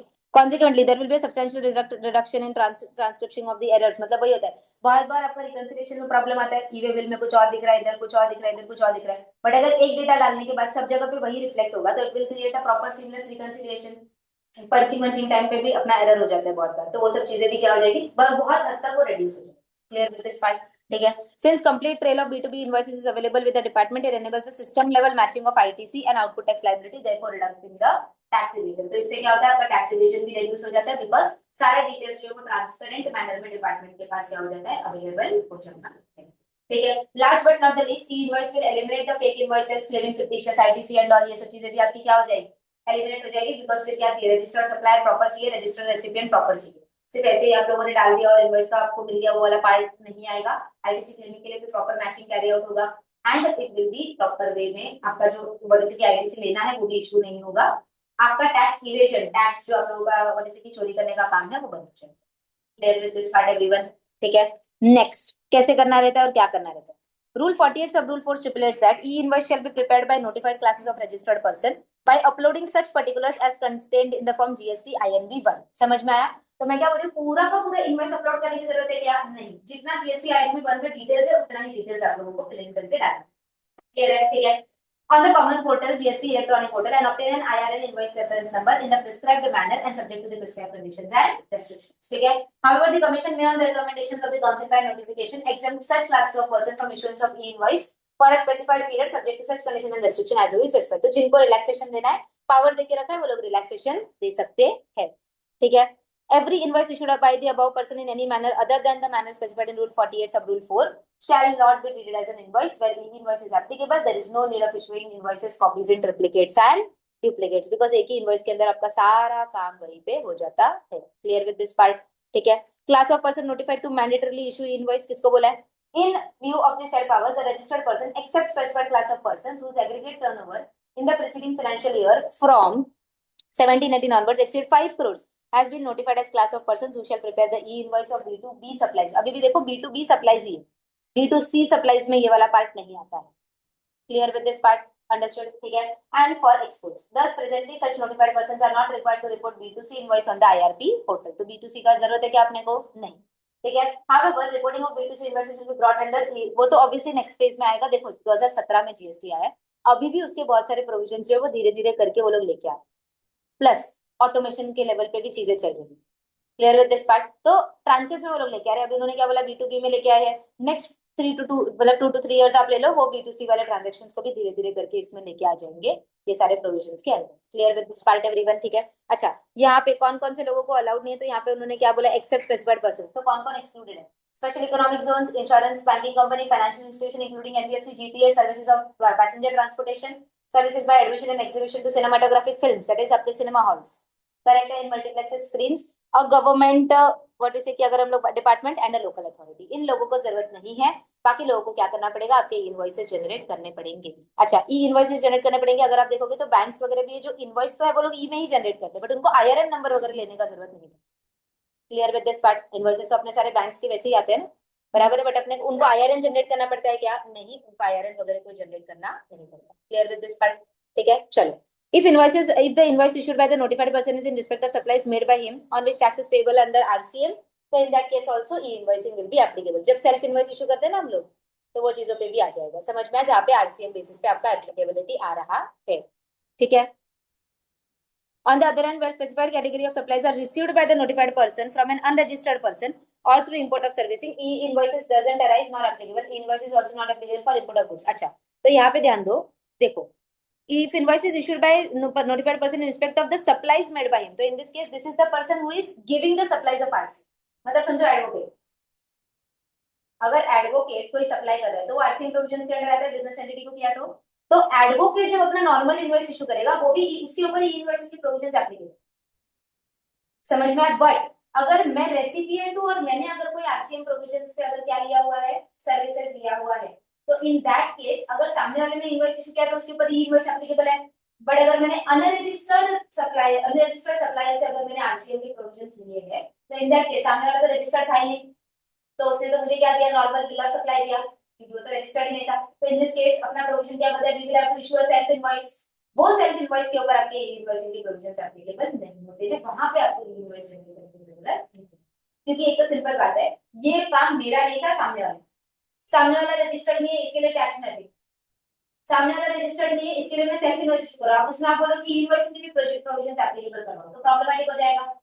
तो इसके लिए उन्होंने बोला ये प्रोविजन यहाँ पे एप्लीकेबल नहीं होगा, सामने वाला अगर रजिस्टर्ड है तो वो clear with this part everyone, ठीक है। नेक्स्ट एग्जेम्पशन, तो ये तो हम लोगों ने लिस्ट पर दिया ना, अभी नीचे नोट के थ्रू दिया हुआ था, वही हम लोगों ने देखा। एसईजेड आ गया, insurance, banking company, financial institution, GT आ गया आप लोगों का, पैसेंजर ट्रांसपोर्टेशन सर्विस आ गया, cinematographic film that is cinema halls आ गया, government department, local authority. These are not required even if the turnover exceeds 5 crores. अगर आपका टर्नओवर 5 करोड़ से भी ऊपर हो जाता है तो इन लोगों को, ऊपर वाले लोगों को टैक्स इनवॉइस ई इनवॉइस बेसिस पे इशू करने की जरूरत नहीं है। क्लियर विद दिस पार्ट, ठीक है। Further, the above taxpayers exempted from the mandatory requirement of e-invoicing are required to provide a declaration as below. आपको क्या देना पड़ेगा कि हमारा टर्नओवर जो है वो 5 करोड़ के ऊपर है, but then to e-invoicing provisions are not applicable to us because of the notification. Clear with this part? So ये properly, I and we hereby declare that though our turnover in aggregate financial year from 2017-18 is more than the aggregate turnover notified, we are not required to prepare invoice in terms of the said sum. Correct है। तो ये details आपको invoice के अंदर देना पड़ेगा, so that सामने recipient को पता रहे कि नहीं भी क्या तो वो इनवॉइस क्या है वैलिड। अदरवाइज लोग पैनिक कर सकते हैं ना, बराबर है कि करना चाहिए था, इन्होंने तो नहीं किया है, और सबको प्रोविजंस पता नहीं हो सकते हैं, तो इन दैट केस आप उसको डिस्क्लेमर करके दें। Clear with this part everyone? It is important to note that only SEZ units and not SEZ developers are exempted. तो यहाँ पे अगर आप देखोगे ना तो ऊपर उन्होंने सिर्फ किसको किया, SEZ यूनिट को किया है, SEZ डेवलपर को नहीं किया। तो अगर SEZ डेवलपर है तो उसको करना पड़ेगा क्या, यस, 5 करोड़ के ऊपर जाएगा तो फिर उसको क्या करना पड़ेगा, ई-इनवॉइसिंग के प्रोविजंस एप्लीकेबल होते हैं। Clear with this everyone? It is hereby clarified that the said exemption from generation of the e-invoices is for the entity as a whole and not restricted to the nature of the supply. तो entity कोई भी type का supply करे उसको ये चीज क्या हो जाएगी, एक्सेप्ट हो जाएगी, नॉट नेसेसरी कि वो लोग जो नोटिफाइड सर्विसेज है उसी को। क्लियर है? How e-invoice will be generated? तो सिंपल है, taxpayer will first prepare and generate his invoice using his own ERP and billing system. जैसा वो अपना बनाता है, टैली है तो टैली, सैप है तो सैप। अगर आप लोग कोई रिस्पेक्टिव अगर यूज करते हो तो बहुत सारे ऐप्स हैं, जैसे मैंने आपको बताया व्यापार करके ऐप है और बहुत सारे ऐप्स, तो कहीं से भी आप जो भी इनवॉइस जनरेट करें आप कर लो, कोई प्रॉब्लम नहीं, ठीक है। Then the invoice must confirm to the e invoice schema. अब ई-इनवॉइस स्कीमा क्या होता है, बेसिकली द स्टैंडर्ड फॉर्मेट, जैसे अभी डेट होता है तो DDMMY, तो वो स्पेसिफिक फॉर्मेट जो देगी वही फॉर्मेट में वो होना चाहिए, अंडरस्टूड? बिकॉज नहीं तो देखो सिस्टम है, सिस्टम कैप्चर नहीं करेगा। अगर आप पहले मंथ और फिर बाद में डे और फिर ईयर, मतलब उसे ईयर लोगे तो वो अपने मंथ को क्या समझ लेगा, डे समझ, क्योंकि उसके लिए क्या है, वो फॉर्मेट फिक्स है। तो वो लोग इसी के लिए बोलते हैं कि जो अगर आप इलेक्ट्रॉनिक फॉर्मेट में कोई भी चीज कर देना तो आपको इलेक्ट्रॉनिक फॉर्मेट का जो स्कीमा रहता है वो फॉलो करना है, समझ में, जो जैसा बोला है उसी तरह से आप फिल करो। एग्जांपल, जब हम लोग डायरेक्ट टैक्स में जब भी हम लोग ये करते हैं, जैसे कि ये बनाते हैं, जेसन फाइल बनाते हैं, या जो भी आप लोगों का इसकी यूटिलिटी आप लोग फाइल करते हो, तो उसके अंदर जैसे नंबर जाते हैं तो कॉमा नहीं चलता, डेसिमल चलता है, कॉमा नहीं चलता, तो दैट इज आल्सो स्कीमा कि वहां पे आपको कॉमा नहीं चलेगा, आपको होल नंबर्स ही चाहिए, या आप डेसिमल में डालोगे तो डेसिमल चलेगा। तो ये ऐसा रिक्वायर्ड फॉर्मेट रहता है, अदरवाइज क्या होता है ना कि फाइल रीड नहीं होगा, समझ में, क्योंकि कोई 2 डिजिट के बाद कॉमा डालेगा, कोई यूरोपियन फॉर्मेट करेगा, सबका अलग अलग होता है ना, तो वो भी प्रॉब्लम क्रिएट हो जाती है, इसके लिए चाहिए ऐसा।